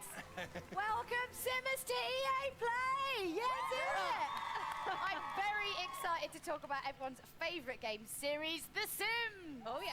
Yeah. I'm Julie Hardy, and today we're giving you a guided tour of what's new with The Sims 4, plus a couple of fun surprises, so stay tuned. Now, to help me translate all of this Simlish, everybody join me in welcoming General Manager Lindsay Pearson and Senior Producer Michael Duke. Hi. Thanks so much for coming out, guys. So I'm super excited. I know you guys are super excited. Yeah, absolutely. I've been with The Sims a long time, and this is one of my favorite things to do is come out and see all of you and tell you exciting things. Absolutely. And I mean, it's going to be a big year for us. It's actually, we're celebrating 20 years of making The Sims this year. Yeah. And Lindsay and I keep debating it, but I think this is going to be the best year yet. I think it might be. Well, I mean, really what we want to know is, what have you got for us? Come on, tell us everything. Of course. Well, it is EA Play. We couldn't come empty-handed, so we'll start with our big one first. I'll let you take that. Absolutely. So we have the next expansion pack for The Sims 4, Sims 4 Island Living. Wow. Check out that trailer. Yeah. Wow, seriously.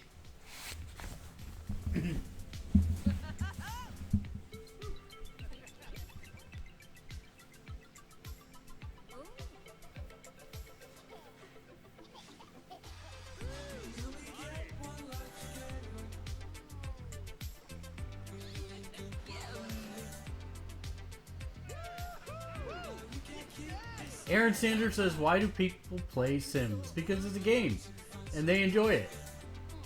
And that's totally fine. Saremi says, Sims 4 Battle Royale mode confirmed.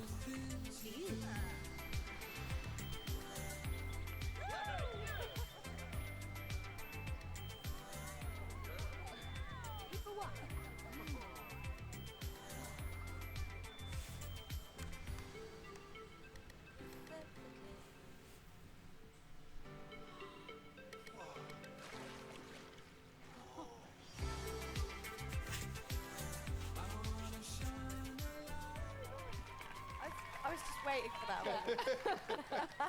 Oh, that was so cool. And look, we're in our own little island paradise. Can I just say, I didn't know what the reveals were going to be, and I accidentally just wore this. Super weird. And obviously, you know, talking about fashion, there's a lot of island fashion in there. One of the biggest things people absolutely love. What can we be? What can we be dressing up as? What can we look like? Absolutely. You know, to capture that island spirit, we needed to have a lot of new outfits and capture those Is colors. my outfit going to be in there? You're going to put it in the game, Not right? exactly that, but What? Why certainly not? those bright colors like you're showing off there. But, you know, we really wanted to add a lot of island wear and that stuff you can stay cool in when it's so hot. It's true. Yeah. And we had to bring in a lot of new fun colors and patterns, but also hairs, accessories, everything to deck out head to toe to just chill and relax on this beautiful island. I mean, look, that's some amazing fashion right there. But what if, you know, I'm getting a little bit hot. I'm not someone who likes to dwell on a beach too much. Yeah, what if I want to go in the water? What's going to be happening there? So we're very excited. So for the first time in The Sims 4, our Sims are going to be able to walk right into the open water. And we're opening up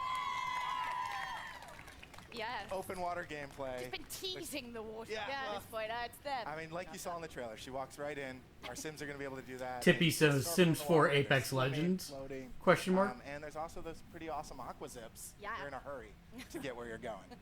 So what inspired you guys to introduce this kind of ocean gameplay this time? Yeah, well, we've taken The Sims to a lot Christina of different worlds, a lot of Gaibu different says, places, but we haven't cultural yet really appropriation, played with the The idea Sims of 4. where the land and the water meet. That's and really horrible. Bring you into an ocean environment, which seems like a great addition. Absolutely. I mean, you know, when I think of tropical islands, I'm thinking of, you know, like palm trees, ocean waves, relaxing on the beach. So, like, tell me more about this world. What can I actually do in it? Yes, so the island of Sulani will have all of those things and more. It really is the perfect place to unplug and enjoy this natural feel. So you can explore all these little alcoves. You can live closer to the coast, or you can live higher up towards the hills, or What's wrong? yeah. So, no, wait, there's an active volcano here. Absolutely, Sorry, yeah. you were selling me the dream of living on an island. Well- Now I'm not sure I really want to go there. So- It is a real island. Most islands are formed by volcanoes. Yeah. Just Well, so don't you get know. nitpicky. Yeah, so we had to put this active volcano in there. Now, you don't have to live next to it, but Right. the riskier Sims may choose to live nearby. Oh yeah, and then sometimes Kel it gets surprise. angry. Something You gotta watch out terrible for those happens. lava bombs. Don't do what? it. Like, Don't. Oh, The Sims. I They mean- don't. I don't know how that was gonna I mean, go, what do but you probably expect's not going to well. happen when you touch something Yeah. really, really hot? It So, probably yeah. burns. Beautiful locale, slightly dangerous. I mean, what other surprises are in store on this island? I mean, I, for one, want to know if I can befriend any kind of cute animals there. What kind of animals can we befriend? Well, I mean, it would be The Sims if we didn't let you make friends with some of the animals. Mr. Lerule So in says this case, the one blonde we're really girl is a excited hoot. about is the dolphin. Yes. So our art team and animators just blew away the expectation of this. Any The dolphin's research so much trips fun. like the Battlefield team, just going off to somewhere hot? Like, No, oh, we're we going to need talk go to an them island. about how they got to do that. Yeah, clearly we missed the angle on that one, but But they're so cute, and you get to make. Like, All right, really Ken, nice have a art good with them, one. you know, Thanks for dropping by. Or squirt water in your face. You know? absolutely. Well, Catch and then you we later. also we added a bunch of tropical fish to the water too. Yes. So we really wanted to get those coral reefs around the island to feel lush and full, and so that meant more fish. Lovely. I mean, I don't know. We don't have fish like that in the UK. I mean, we might do, but the water's so murky, I've never seen them. So I'm sure they're down there. I mean, They're they must probably be. lovely. What do you put with the chips? Right. I'm sure they're What comes beautiful. So Some at least rainbow they fish. taste delicious. You have that going for it. I mean, I think the island looks so relaxing. Obviously, it's not really about vacation. It's also, you know, it's about kind of working there as well. But like, what's kind of like the feel and the vibe of the island going to be like? You know, I think it's one of those things we talked a lot about in the team is capturing what it would be like to really live on that island. It's not just a place you vacation, but we wanted this to be a place that's home for your Sims. Or, Yeah, you know, so- tricks to be played on you. Well, that happens too. Well, Yeah. and so there's lots to do on the beach. You saw sun tanning, sun burning, Like building today. castles. The whole family can go out and play together, find seashells, or the mischievous Sims, you know, knock things down. Well, and aqua zips. I want to say it I again. forgot you No, but they're so good. What are they called again? Aqua zips. Okay. Yeah. Okay. Yeah, there's a lot to look at, so you've got to take time to really explore it all. Okay, so obviously we've established that Solani is like a great place for Sims to kind of kick back and, you know, but what if my Sims, you know, they don't want to like, I can't personally lie on a beach for longer than about 30 minutes and get really bored. What if they want to get their hands dirty? Well, I'm very excited about a new thing that we're introducing. If your Sims want a new career to take care of this island, you can actually become a conservationist. And your job is going to be to keep this ecosystem looking beautiful. Yep. Yeah, I mean, it was certainly one of the big goals was a way for your Sims to kind of care for their world. Yeah. And make it a better place. Yeah, and obviously, you know, very relevant with everything that's going on today in the world and how everyone's kind of a lot more kind of aware. So was that kind of what inspired you guys to bring that in? You know, I think there's a few things that really hit us. I mean, the first was just, it's something we all care about. A lot of us on the dev team worry about the environment and what's going on, but we talked about the idea that this island's this closed ecosystem, and so your actions and choices are going to have a lot more impact. And so something new we've added here, I and think we're that's a- excited about, is the island actually changes over time. So if you're taking care of it, Oh, right, okay. it'll actually become more lush. You'll see more greenery, brighter, That's kinda beautiful cool. flowers, and there's I like Lindsay's it. favorite part. More butterflies. That's all she really cares about. is But it butterflies. also, today happens to be World Oceans Day, which is amazing. That's That's right. exactly what we were talking about. totally Like, how do we planned for take that. care of these ecosystems? So obviously, Solani's really, really beautiful. You know, you can kind of go out there, but like, Sims want to make a little bit of cash. I mean, you know, like barbecue meat, I presume, is expensive. I don't know, but so how can we make some extra simoleons while we're Like there? we said, we wanted to make this place you live, which Yeah. means you've got to have a way to earn some simoleons. Yeah, and so the gap year has to end sometime. Eventually. You have to go home and earn some money as much as we so have. we added a couple like odd jobs and things that you could kind of work on the hours you wanted to, right? And so we've added the ability to make fishing more of a career, and then also the lifeguard, so you can get your tan while you're working. If you want to spend more time in the water, you can be a dive instructor. Kevin There's a lot of Hernandez different says ways to just Moana pick up a job when you DLC. want and That's earn a little hilarious. bit of money. Yeah. So I suppose one of the important things as well is, as it's not a vacation, as you are actually kind of living on this island, obviously, you know, you have to kind of be aware and know what's kind of part of local culture, because you're not just there on holiday and you go in and go out, you're living there. So what kind of, the side of the culture of the island can we actually see within? Right, yeah, this is a place that you live, and the locals are super friendly, actually, and are going to come and help you out with all sorts of different things as you explore the island. Yeah. You were talking about this the other day, actually, all the neighbors are really, really helpful and help you. You know, like if a fire happens to break out, your neighbor might bust in and help you put out that fire. That's lovely. That's what they're so nice. should do. So, but they also have their own traditions, their own sort of activities that you might be able to join in. So you might stumble across a barbecue that they've started in town, or a little festival to sort of celebrate things going on. And you might even stumble into a kava party. Sorry, what, a kava party? What's a kava party? So a kava is a special island drink that your sim can learn how to make and share with their friends on the island. It's one of the many delicacies you'll learn kind of exploring life in Sulani. Yeah, I think it's one of those things we talked about was we wanted to have this island have a little history to it, just some sense of feeling of some people have lived here a long time, and there are traditions that are unique to this place, the world of Sulani. So how can we kind of learn more about the island's history, like when we're there? How do we do that? Aside from, drinking kava. Well, I mean, that might be one experience you should try, but on top of that, something else the team was really excited about adding is there are these elementals around the island that are kind of these spirits, these ancients who care a lot about Sulani, and they want to see their world taken care of, and when you do good things, they might be really happy and pleased, and if you're bad to the island, I don't think they may not will approve. Appreciate it. Yeah. It's like just sting in the tail. Yeah, well, and we added some new traits with this pack that we wanted to really let, if your Sims are super in touch with the land or that's important to you, they can really get in touch with the water or the land and unlock some new behaviors. Yeah. Okay. So from what we've kind of seen in all the videos, it feels really inspired by Polynesian culture. So how do you kind of go about kind of educating yourself to bring that into the game?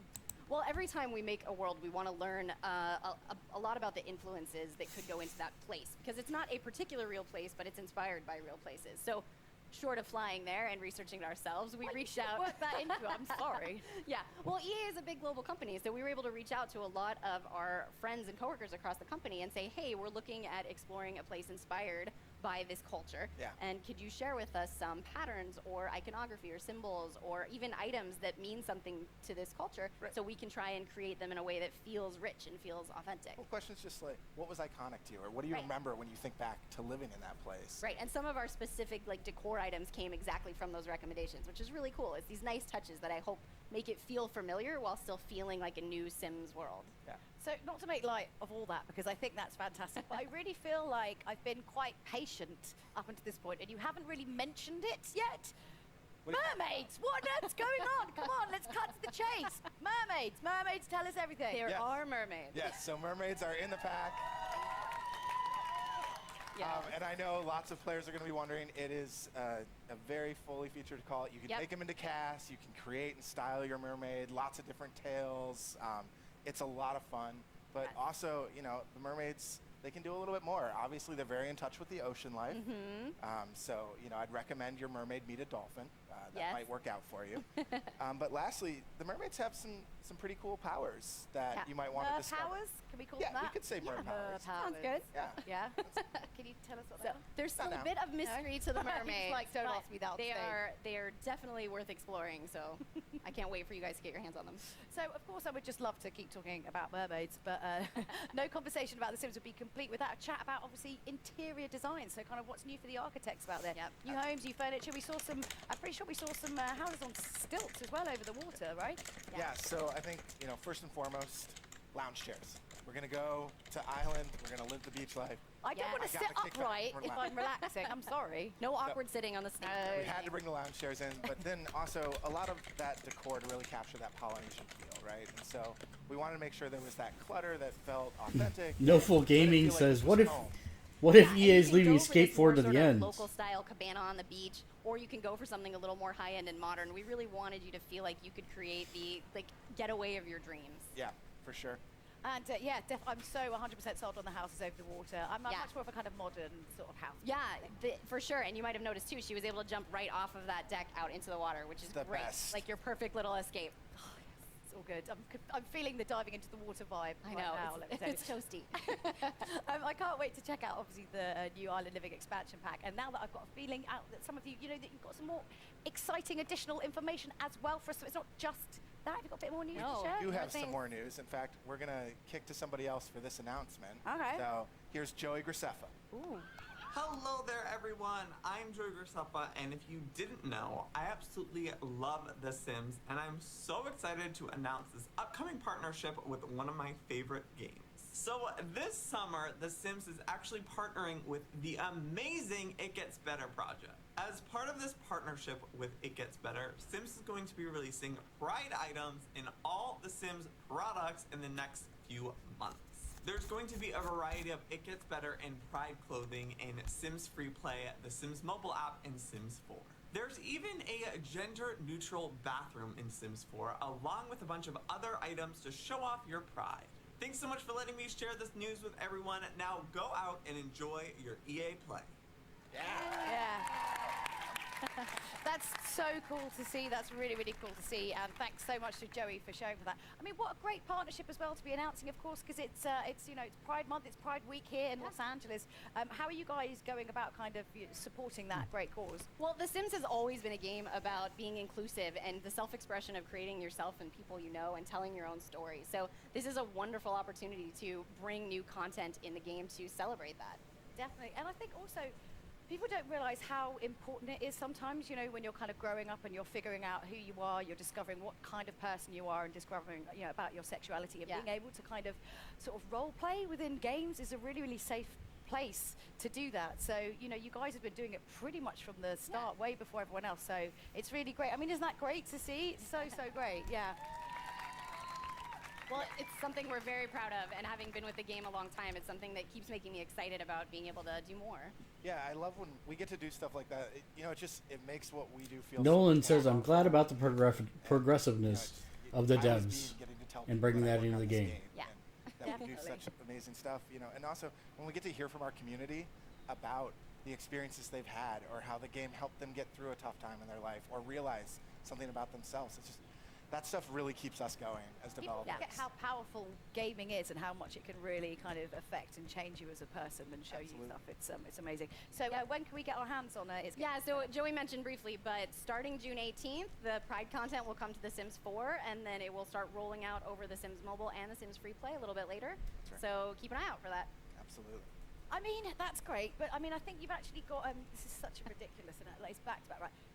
What else? You've got something else that you want to announce in the summer. What's going on? We actually had, I think, 2 more things we wanted to talk about. Two more things. Two more things. I'm gonna let Lindsay talk about this. All right, so first of all, earlier this year, we announced our partnership with Moschino by releasing a real-world capsule collection of looks inspired by The Sims. I see some of them, and I'm very excited. And we had a hoodie that was actually put into all of our Sims games. So later this summer, we're going to be bringing that fashion and more to the Sims 4 Moschino Stuff Pack. Absolutely. Amazing. Yes. Yeah.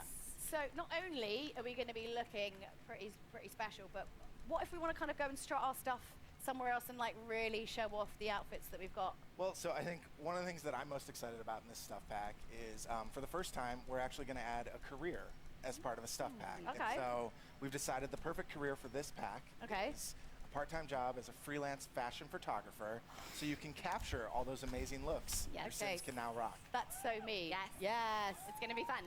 That's Looks gonna be really good. amazing. I'm excited. Wow, well, we've covered so much so far. A new expansion, a new partnership, a new stuff pack, but we're not done yet, folks. Oh, no. No, we're not. Michael and Lindsay brought one more big surprise for all of you guys. Well, so take it away. Yes, I know you're all hoping, so we thought maybe we could tell you which game pack we had in mind. Ooh, I don't know. I think maybe we could conjure up something. All right, Mike, I'll let you spell it out for them. The next game pack for The Sims 4 is Realm of Magic.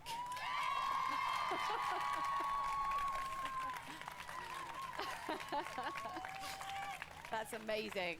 I mean, when are we going to be getting more info on this? I mean, aside from the fact that you just told us just now, and like you only just told us, when are we getting more info on this? Yes, so we will tell you more about the game pack later this year, so you'll have to wait a little more. But it is coming this fall. It is coming this fall. Yes. Wow. I can't wait. These guys clearly can't wait. So, We've Lindsay had and a Mike. couple community members asking. Yeah. that. Yeah? It's We're a very popular excited. Who request. doesn't love a little bit of magic? Yes, it's true. So big thank you to Lindsay and Michael, and thank you so much for showing us what's next to The Sims 4. So let's just quickly recap this, because there's a few things to get through and it's hot and you might have forgotten. So the Island Living reveal trailer is live now. The expansion is playable here at EA Play, and you can play it at home soon. Well, let's see if they have anything else that they're going to give Starts us. rolling out, and in a few weeks, and the Moschino stuff pack comes out later this summer. So don't forget to check out all the Sims social channels for even more info and launch dates. So that's it for The Sims. It's been an exciting day here with so much news. I can't wait to join the Fan Fest and get my hands on the Island Living expansion pack. So from all of us here, goodbye. We'll see you later.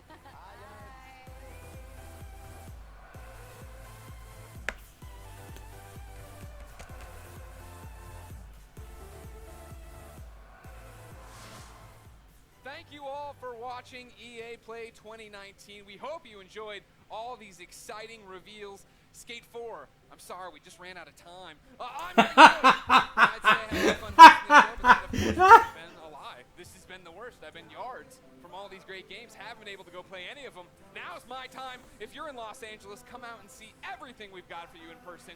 If you're not in Los Angeles, or you're just lazy like me, don't worry, because these games will be in your hand before you know it. This has been EA Play 2019. I'm done? I can go play now? All right, great. Let's get going. Where's my Sherpa? Where's Snowbike Mike? Snowbike Mike, come on. What are we going to see? What do we got to see? What do we got to see? Yeah? Okay. All right.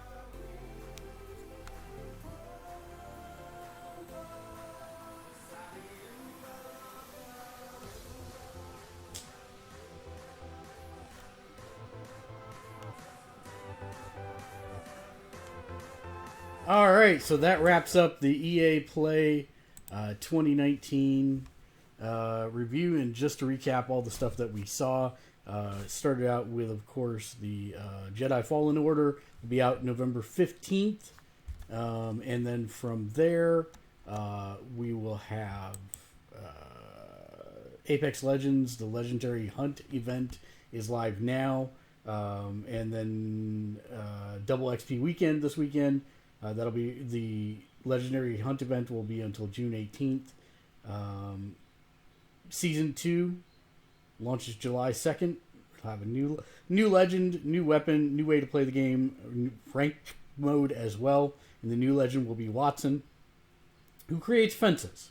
Battlefield 5, Pacific Theater, and new maps. FIFA, we have the Return to Street with Volta.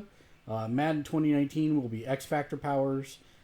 Sims 4, Island Pack, and Magic Pack. 3 hours of coverage on EA. If I had to rate their press conference from 1 to 10, I would say 10 for the hosting. Actually, they were all pretty decent. Greg was great. The rest were good. As for the actual content, I think they could have done 15 minutes apiece for these and changed it from a 3-hour event into an hour-and-a-half event. But nonetheless, it was good, but it was kind of a long endurance marathon, as EA stuff normally is. But they have the whole day to do whatever they want, and so there you go. So if I had to score the whole thing on a general, I'd say probably a 6. But probably an 8 for the actual announcing. I did enjoy all the people that had personality. It was fun. So that's it for EA. We will be back tomorrow. So the schedule for the rest of E3, so you know when we will be live and covering all the streaming items. E3 2019 schedule tomorrow, Sunday, June 9th, 1 p.m. Pacific, 3 p.m. Central, 4 p.m. Eastern will be the Microsoft press conference. Followed directly by, I believe, the PC gaming conference. Bethesda's conference starts at 5:30 p.m. Pacific. Devolver Digital starts at 7 p.m. Pacific. And then on Monday, 1 p.m. Pacific for Ubisoft's and 6 p.m. Pacific for Square Enix. So thanks for watching, everybody. Let us know what you thought of the EA Play Conference 2019 in the chat below. Don't forget to hit the like and subscribe. And don't forget that if you'd like to support us, you can do so by heading over to our Twitch stream at twitch.tv/gamersledge and clicking the subscribe button. Don't forget, if you have Twitch Prime, you can subscribe for free. Just link your Twitch account with your Amazon Prime account, and then you'll have Twitch Prime and click the subscribe using Twitch Prime option.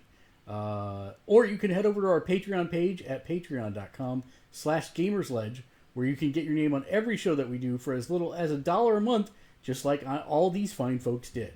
Until next time, thanks for watching, and game on.